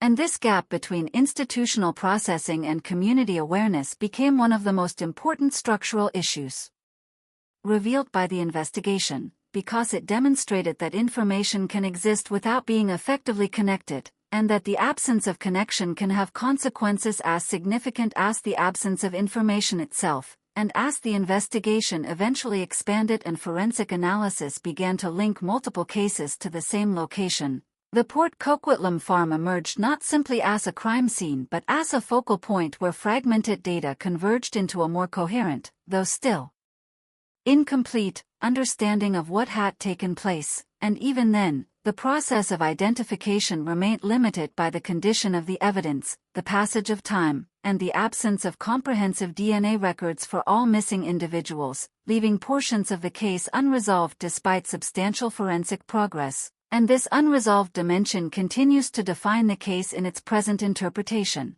because it underscores the reality that even extensive investigative efforts may not fully reconstruct the entirety of events when critical information was not preserved or connected at the time it was most needed. And for the families of the victims, this incompleteness exists alongside the legal outcomes, creating a dual reality in which some aspects of the case have been formally concluded while others remain open in emotional and historical terms. And within the broader social context, the case has contributed to ongoing discussions about how to better structure missing persons investigations, particularly in ensuring that patterns are identified earlier when multiple cases share overlapping characteristics. And while procedural reforms and improved forensic capabilities have been developed in response to the lessons of this investigation, the deeper challenge remains one of sustained attention and interpretive awareness, ensuring that vulnerability is not inadvertently rendered invisible through systemic fragmentation or delayed synthesis of information. And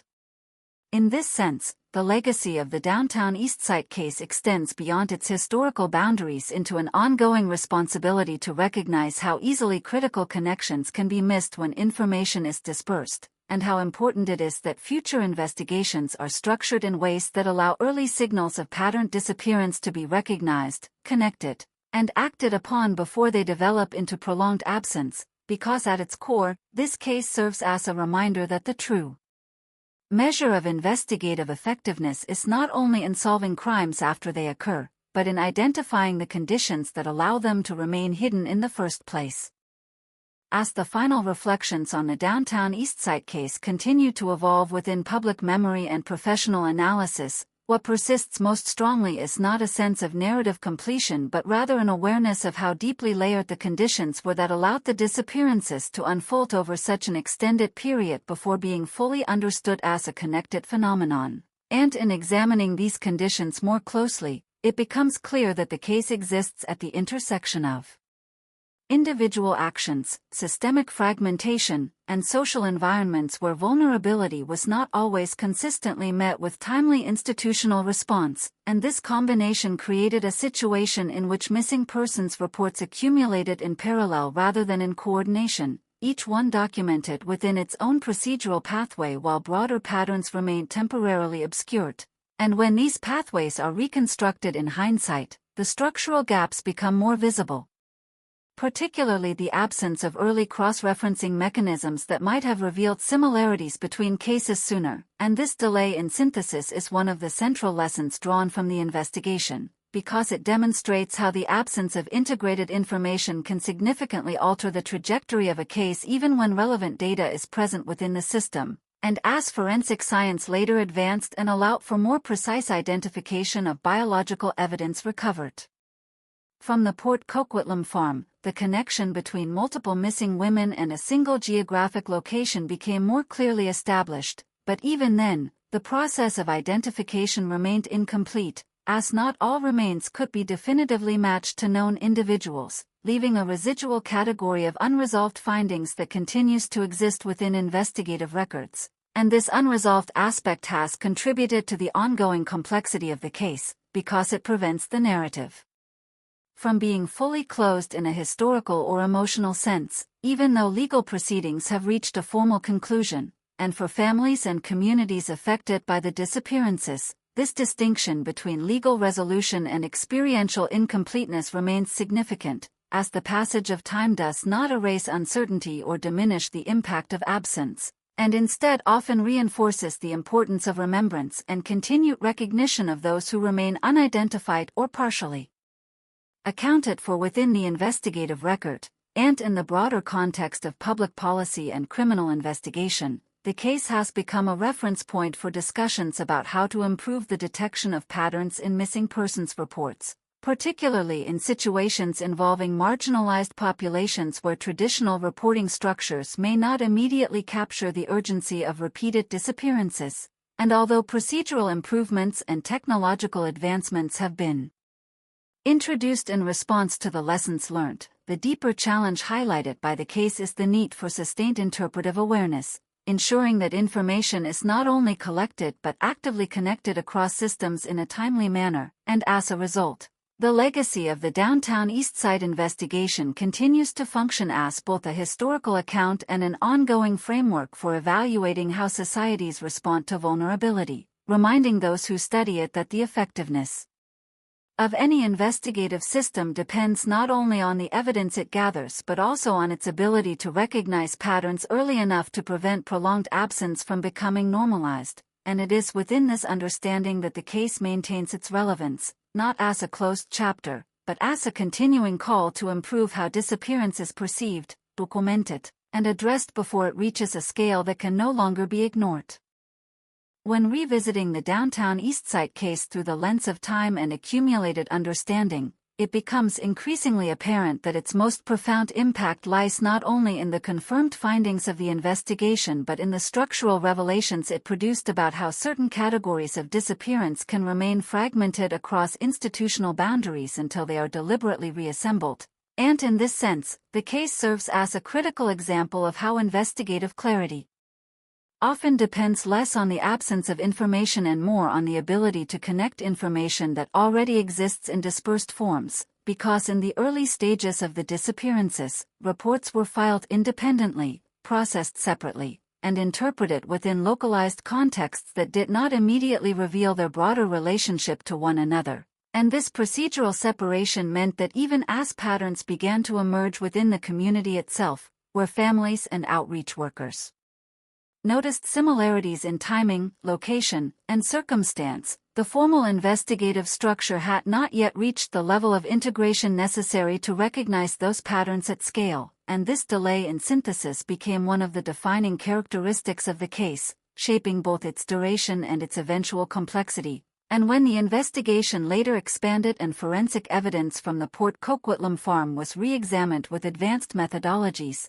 the connections between multiple missing women and a single location became scientifically supported, yet even this advancement did not fully resolve the scope of uncertainty, because while some individuals could be definitively linked through DNA evidence, others remained part of an unresolved category of findings that could not be conclusively matched to specific identities, leaving a residual layer of ambiguity within the overall investigative record, and this unresolved layer continues to influence how the case is understood, because it highlights the limits of even extensive forensic reconstruction when confronted with incomplete historical data and the degradation of physical evidence over time, and for those directly affected by the disappearances, this incompleteness exists alongside the formal outcomes of the justice system, creating a dual reality in which legal closure and personal uncertainty coexist without fully reconciling with one another, and within the broader societal context, the case has become a point of reference for discussions about the importance of early pattern recognition in missing persons investigations, particularly in environments where social vulnerability can obscure the visibility of repeated risk indicators. And although reforms in investigative coordination, data sharing, and forensic analysis have been implemented in response to the lessons derived from this case, the underlying challenge remains one of sustained attentiveness and interpretive coherence across systems that must operate in real time under conditions of incomplete information, and as a result, the legacy of the downtown East Side disappearances extends beyond its historical boundaries into an ongoing framework for evaluating how disappearance is recorded, interpreted, and responded to, emphasizing that the effectiveness of any investigative system ultimately depends on its ability to transform dispersed information into coherent understanding before critical opportunities for intervention are lost, and it is within this enduring lesson that the case continues to hold relevance, not as a closed narrative of past events, but as a continuing reminder of the importance of connection, recognition, and timely response in the face of human absence. As the investigation into the downtown East Side disappearances is examined in its most comprehensive form, what becomes increasingly clear is that the true complexity of the case does not lie solely in the physical evidence recovered from the Port Coquitlam farm or in the legal proceedings that followed, but in the extended period during which multiple warning signs existed without being fully integrated into a unified investigative understanding, and this period of fragmentation is central to how the case unfolded, because it demonstrates how information can remain functionally invisible even when it is formally recorded, if it is not connected across systems in a timely and meaningful way. And within the downtown East Side, the conditions that shaped this fragmentation were deeply rooted in broader social realities, including economic instability, housing insecurity, and long-standing patterns of marginalization that affected how disappearance was perceived both within and outside institutional frameworks, and as a result, the early reports of missing women were often processed individually, without immediate recognition of their potential interrelation, even as similarities began to emerge in terms of last known locations and social environments, and this separation delayed the formation of a broader investigative hypothesis that might have otherwise prompted earlier consolidation of cases, and when this delay is examined in hindsight, it becomes one of the most significant structural issues revealed by the investigation, because it shows how the absence of coordinated analysis can alter the trajectory of an entire case, allowing patterns of disappearance to continue longer than they might have if earlier connections had been made. And as forensic science later advanced and enabled more precise identification of biological evidence recovered from the Port Coquitlam site, the connections between multiple missing women and a single location became more clearly established. Yet even with these advancements, the process of identification remained incomplete, as not all evidence could be definitively matched to known individuals, leaving a portion of the findings unresolved within the investigative record, and this unresolved element continues to shape the interpretation of the case, because it underscores the limits of forensic reconstruction when confronted with environmental degradation, incomplete documentation, and the absence of comprehensive reference data for all missing persons, and for families and communities affected by the disappearances. This incompleteness exists alongside the formal outcomes of the justice system, creating a situation in which legal resolution does not fully correspond to personal or historical closure, and in the broader context. The case has become a foundational example in discussions about how missing persons investigations should be structured, particularly in relation to early detection of patterns, cross-jurisdictional communication, and the prioritization of cases involving vulnerable populations. And although procedural reforms and technological improvements have been implemented in response to the lessons derived from this investigation, the underlying challenge remains one of ensuring that fragmented data is consistently brought together in a way that allows meaningful patterns to be recognized before critical time is lost, and in this sense, the legacy of the Downtown East Side case extends beyond its historical boundaries into an ongoing framework for evaluating how investigative systems interpret absence, emphasizing that the effectiveness of such systems depends not only on the collection of information but on the timely and coherent integration of that information into actionable understanding. And it is within this ongoing responsibility that the case continues to hold significance, serving as a reminder that behind every report of disappearance is a human life whose absence must be recognized early, connected thoughtfully, and responded to with urgency before fragmentation allows silence to persist unchecked.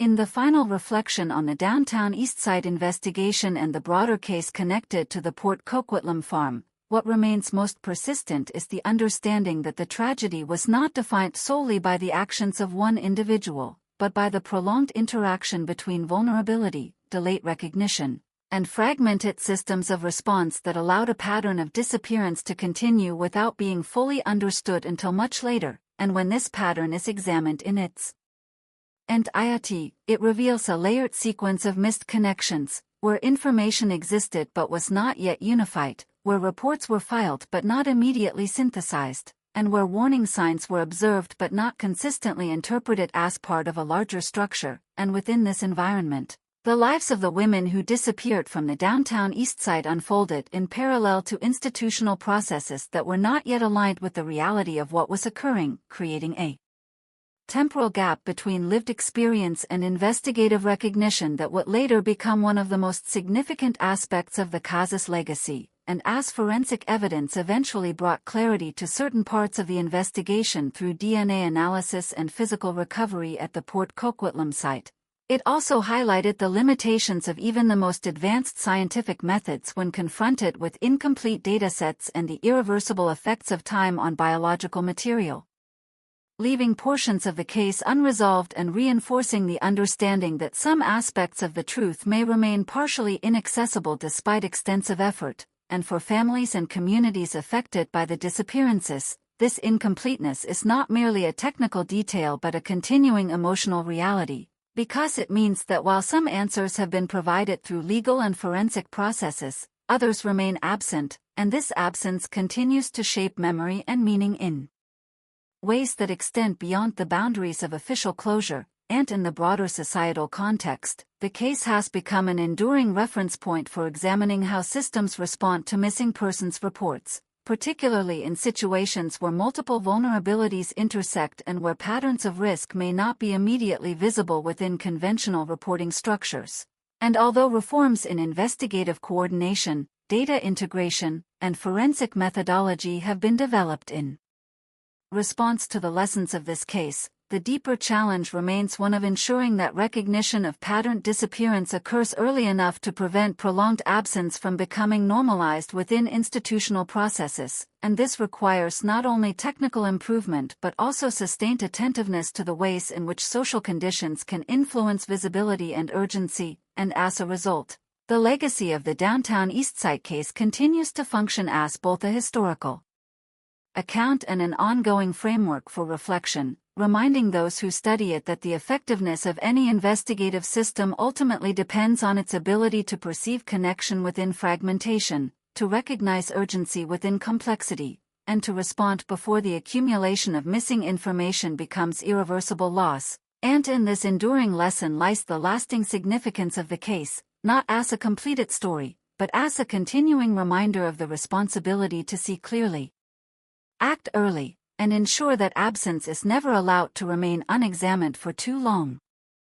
In considering the full scope of the downtown Eastside case and the investigation surrounding the Port Coquitlam farm, it becomes evident that its enduring significance is not confined to the moment of discovery or the conclusion of legal proceedings, but instead resides in the extended chain of consequences that unfolded both before and after those formal milestones. Because the case exposes how patterns of disappearance can remain hidden not due to lack of information, but due to the absence of structured connection between pieces of information that exist in isolation, and in this sense, the investigation reveals a fundamental challenge within complex missing persons cases, where the accumulation of individual reports does not automatically translate into recognition of a broader phenomenon unless deliberate synthesis occurs. And in the early stages of the downtown Eastside disappearances, this synthesis was delayed by a combination of procedural separation, jurisdictional boundaries, and the social conditions of the neighborhood itself, where instability and mobility were often misinterpreted as routine variability rather than potential indicators of a developing pattern, and as a result, cases were processed independently, each with its own timeline and evidentiary limitations, which prevented early identification of their interconnected nature. And when this is examined retrospectively, it becomes clear that the most critical missing element was not information itself but the ability to integrate that information across systems in real time, and this delay in integration allowed the pattern to deepen before it was fully recognized, creating a situation in which investigative clarity only emerged after significant time had already passed.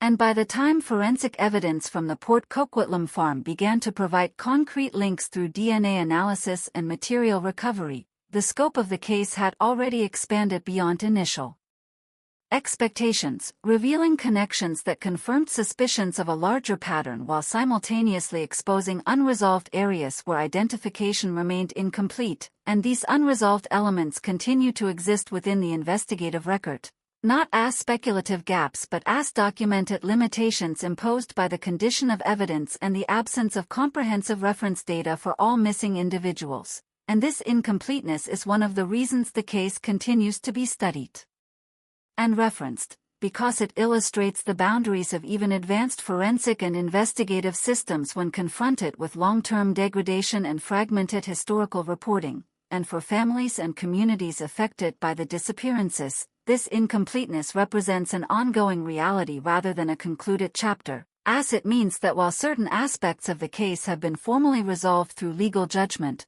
others remain partially open within the emotional and historical dimensions of the event, and in the broader context of law enforcement and public policy. The case has contributed to significant reflection on how missing persons investigations are structured, particularly in relation to early detection of patterns, interagency communication, and the prioritization of cases involving vulnerable populations. And although procedural reforms and technological advancements have been implemented in response to these lessons, the underlying challenge remains centered on ensuring that fragmented data is consistently and efficiently transformed into coherent understanding before critical opportunities for intervention are lost. And in this ongoing context, the legacy of the downtown Eastside case persists not as a closed narrative but as a continuing framework for examining how systems perceive and respond to absence, emphasizing that the true measure of investigative effectiveness lies not only in solving cases after harm has occurred, but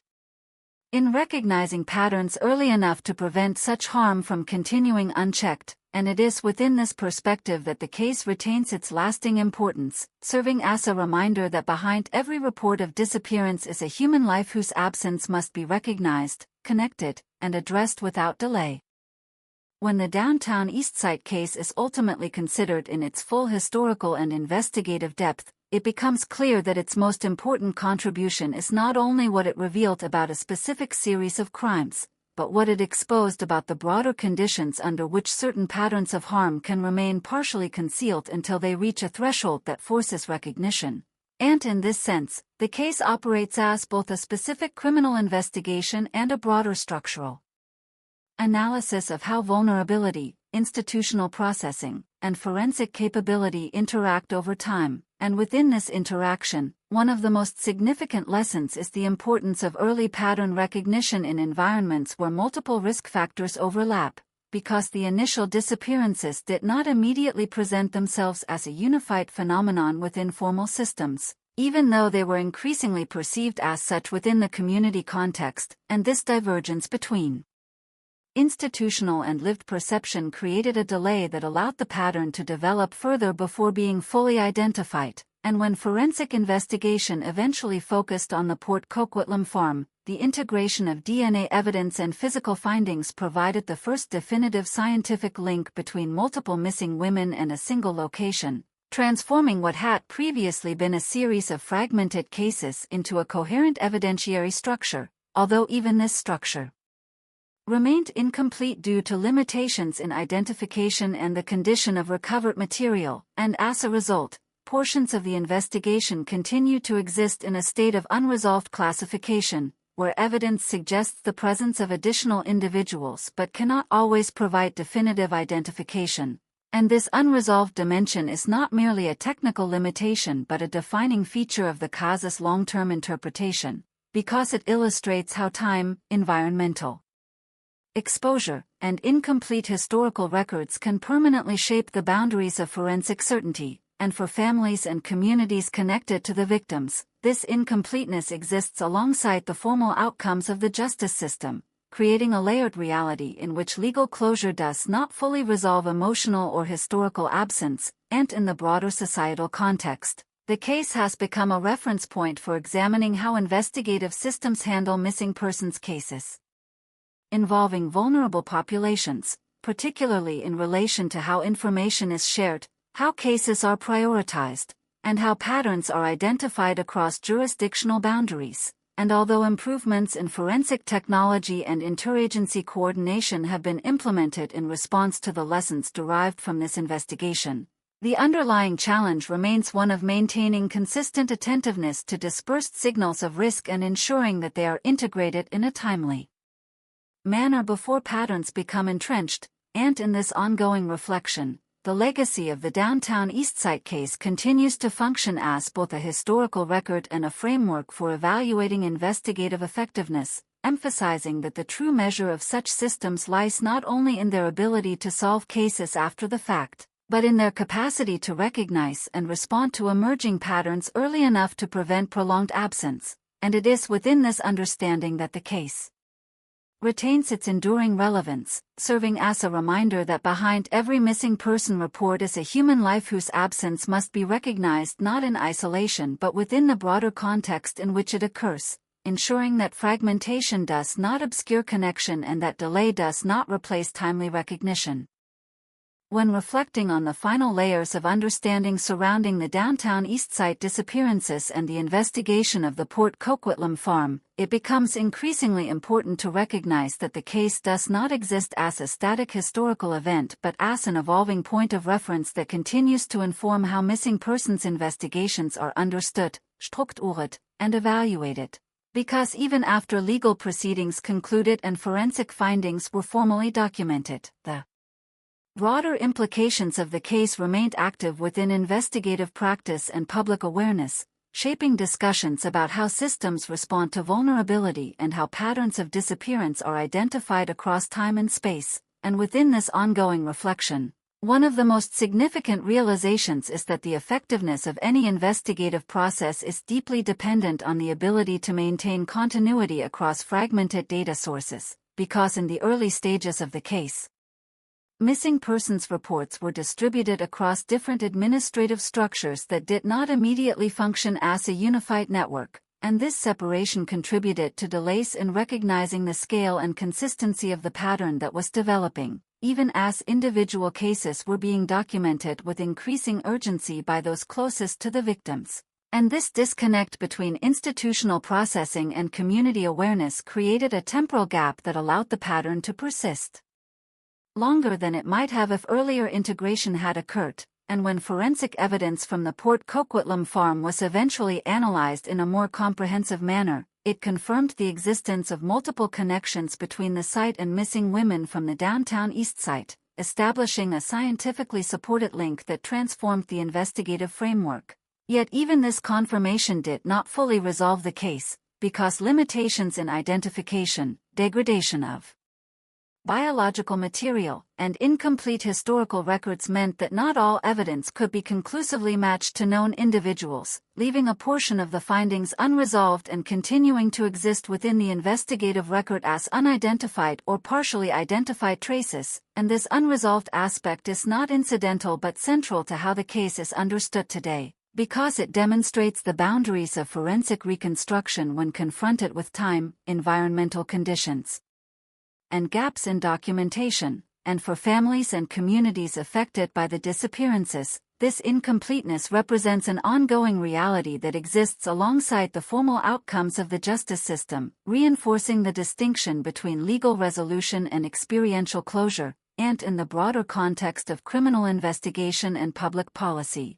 The case has contributed to sustained examination of how missing persons investigations are prioritized, particularly in relation to vulnerable populations where patterns may not be immediately visible within conventional reporting structures. And although procedural improvements and technological advancements have been implemented in response to the lessons derived from this case, the fundamental challenge remains centered on ensuring that fragmented information is consistently connected in a timely manner so that emerging patterns can be recognized before they develop into prolonged absence, and in this sense, the legacy of the downtown Eastside case continues to function as both a historical record and an ongoing framework for evaluating investigative effectiveness, emphasizing that the true measure of such systems lies not only in their ability to resolve cases after harm has occurred, but in their capacity to recognize early indicators of pattern risk and respond with sufficient urgency to prevent further escalation. And it is within this understanding that the case maintains its enduring significance,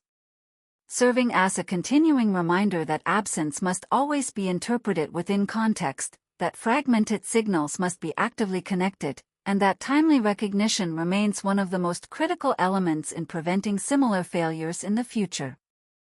In the continued examination of the downtown Eastside disappearances and the investigative legacy of the Port Coquitlam farm, what becomes increasingly evident is that the case represents not only a convergence of criminal acts and forensic discovery but also a sustained illustration of how investigative systems evolve under pressure from both evidence and public awareness. And as time progresses, the significance of the case shifts from immediate resolution toward long-term reflection on structural vulnerabilities that allowed the pattern of disappearances to remain fragmented for so long before being fully understood. And within this reflection, it is essential to recognize that the women who went missing were part of a community that experienced their absence long before any formal acknowledgement occurred, because in the downtown Eastside, disappearance was not initially perceived through a unified institutional lens, but through individual relationships, informal networks, and community-based awareness that often identified risk earlier than formal reporting structures were able to process it. And this difference in perception created a fundamental gap between lived reality and documented investigation, which in turn contributed to the delayed recognition of the broader pattern that eventually connected multiple cases to a single location. And when forensic analysis of the Port Coquitlam farm later provided DNA evidence linking numerous victims to the site, it marked a decisive turning point in the investigation, transforming fragmented reports into a scientifically supported framework of connection. Yet even at this stage, the case remained incomplete in its totality, because not all recovered evidence could be definitively matched to identified individuals, leaving a portion of the findings unresolved and continuing to exist within investigative records as unidentified or partially identified remains. And this unresolved dimension continues to shape the case's interpretation, because it highlights the limitations inherent in forensic reconstruction when confronted with environmental degradation, incomplete historical documentation, and the absence of comprehensive reference data for all missing persons, and for families and communities affected by the disappearances. This incompleteness exists alongside the formal legal outcomes, creating a dual reality in which judicial closure does not fully correspond to emotional or historical resolution, and in the broader context of criminal justice systems, the case has become a central reference point for evaluating how missing persons investigations are conducted, particularly in relation to the identification of patterns across multiple reports, the coordination between jurisdictions, and the prioritization of cases involving individuals in vulnerable circumstances. And although reforms in investigative practice and forensic methodology have been introduced in response to the lessons derived from this case, the underlying challenge remains one of ensuring that fragmented information is consistently integrated in a timely and coherent manner so that emerging patterns can be recognized before they become entrenched and more difficult to address. And in this ongoing process of reflection, the legacy of the Downtown Eastside case continues to function as both a historical account and a structural lesson, emphasizing that the effectiveness of investigative systems depends not only on the evidence they are able to collect, but on their ability to perceive connection within fragmentation and to respond with sufficient urgency when early indicators of patterned disappearance begin to emerge. And it is within this understanding that the case retains its enduring relevance, serving as a reminder that absence is never merely an isolated condition but often part of a larger context that must be recognized, connected, and acted upon with care and immediacy in order to prevent similar failures from occurring in the future. In the final layer of reflection on the Downtown Eastside disappearances and the investigation connected to the Port Coquitlam farm, what ultimately remains is a sense that the case cannot be fully contained within the boundaries of its legal conclusion, forensic findings, or chronological timeline, because its significance extends into the deeper structure of how societies recognize absence, interpret vulnerability, and respond to patterns that emerge gradually across fragmented information. And when viewed in this broader context, the case becomes less about a single endpoint and more about an ongoing process of understanding how multiple systems failed to align in time to prevent prolonged disappearance from being fully recognized as a coordinated phenomenon. And within this process, the Downtown Eastside itself stands as both a geographic location and a social environment where instability, marginalization, and invisibility intersected in ways that shaped how missing persons reports were initially recorded and processed, often in isolation from one another despite increasingly visible similarities that were first recognized within the community long before they were fully integrated into formal investigative structures. And this early disconnect between lived experience and institutional synthesis is one of the most critical aspects of the case, because it illustrates how the absence of coordinated interpretation can delay recognition even when individual pieces of information are present. And as the investigation later expanded and forensic analysis provided definitive links between multiple victims and the Port Coquitlam farm, it transformed fragmented records into a coherent evidentiary framework that confirmed the existence of a sustained pattern. Yet even this scientific clarity did not produce complete resolution, because limitations in identification, degradation of physical evidence, and incomplete historical data meant that some findings could not be definitively matched to known individuals, leaving a portion of the case unresolved and continuing to exist within investigative records as unidentified or partially identified remains. And this unresolved dimension continues to shape the long-term understanding of the case, because it highlights the boundary between what can be proven and what remains partially inaccessible despite extensive effort. And for families and communities affected by the disappearances, this boundary is not abstract but deeply personal, as it represents the coexistence of legal closure with ongoing uncertainty, where certain questions have been answered through judicial process while others remain open within memory and experience. And in the broader context of criminal investigation and public policy, the case has become a foundational example used to examine how missing persons systems function under conditions of fragmentation, particularly in relation to how data is shared across jurisdictions, how patterns are identified among multiple reports, and how vulnerability is assessed within investigative prioritization. and although significant improvements in forensic science, data integration, and investigative coordination have been implemented in response to the lessons of this case, the underlying challenge remains centered on ensuring that early indicators of patterned disappearance are consistently recognized and connected before they develop into long-term absence, and in this ongoing reflection, the legacy of the downtown Eastside case continues to function as both a historical record and an enduring analytical framework, emphasizing that the true effectiveness of any investigative system is measured not only by its ability to resolve cases after harm has occurred, but by its capacity to perceive connection within fragmentation and to act with sufficient speed and coherence to prevent such patterns from persisting unnoticed, and it is within this understanding that the case maintains its lasting significance, serving as a reminder that absence is never merely individual, that information is only meaningful when connected, and that recognition delayed is recognition diminished, leaving behind consequences that extend far beyond the moment when truth is finally established.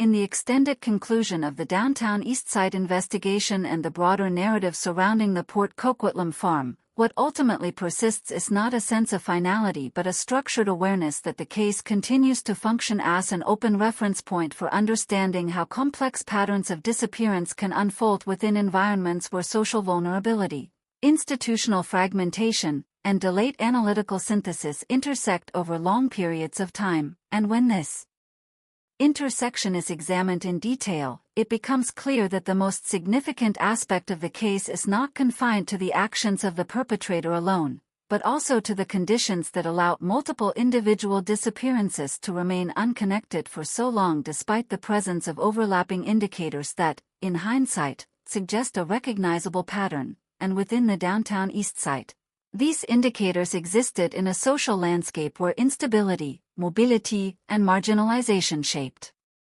how absence was perceived both within communities and within formal reporting systems, creating a situation in which missing persons cases were often recorded independently without immediate aggregation into a broader analytical framework, and this separation played a decisive role in delaying the recognition of the full scope of the phenomenon, because it prevented early identification of relationships between cases that might otherwise have prompted earlier investigative consolidation, and as the investigation eventually progressed and forensic analysis of the Port Coquitlam farm produced DNA-based connections between multiple victims and a single geographic location, it provided the first scientifically grounded confirmation that the disappearances were not isolated events but part of a larger and more sustained pattern. Yet even with this confirmation, the case remained incomplete in its total evidentiary resolution, because environmental degradation, time, and incomplete historical records meant that not all recovered evidence could be definitively attributed to identified individuals, leaving a portion of the findings unresolved within the investigative archive, and this unresolved portion continues to define the case's long-term complexity, because it demonstrates the limits of even advanced forensic methodologies when confronted with fragmented and deteriorated evidence, and for those affected by the disappearances, this incompleteness exists alongside the formal outcomes of the justice system, creating a dual reality in which legal determination and personal uncertainty coexist without full reconciliation, and in the broader context of investigative practice and policy development, the case has become a foundational reference for understanding the importance of early pattern recognition, cross-jurisdictional communication, and the integration of dispersed data in missing persons investigations, particularly in cases involving populations whose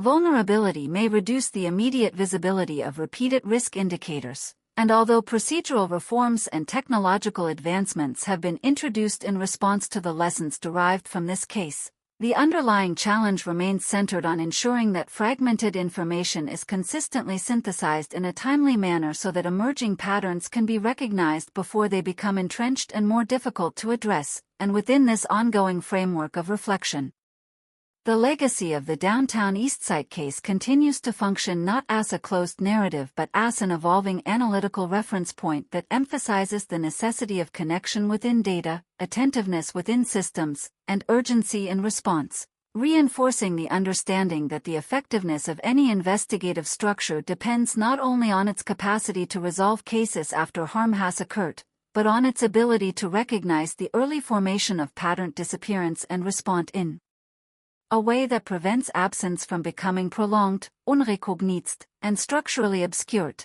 And it is within this continued lesson that the case retains its enduring significance as both a historical account and a persistent reminder of the responsibilities inherent in recognizing and responding to human vulnerability.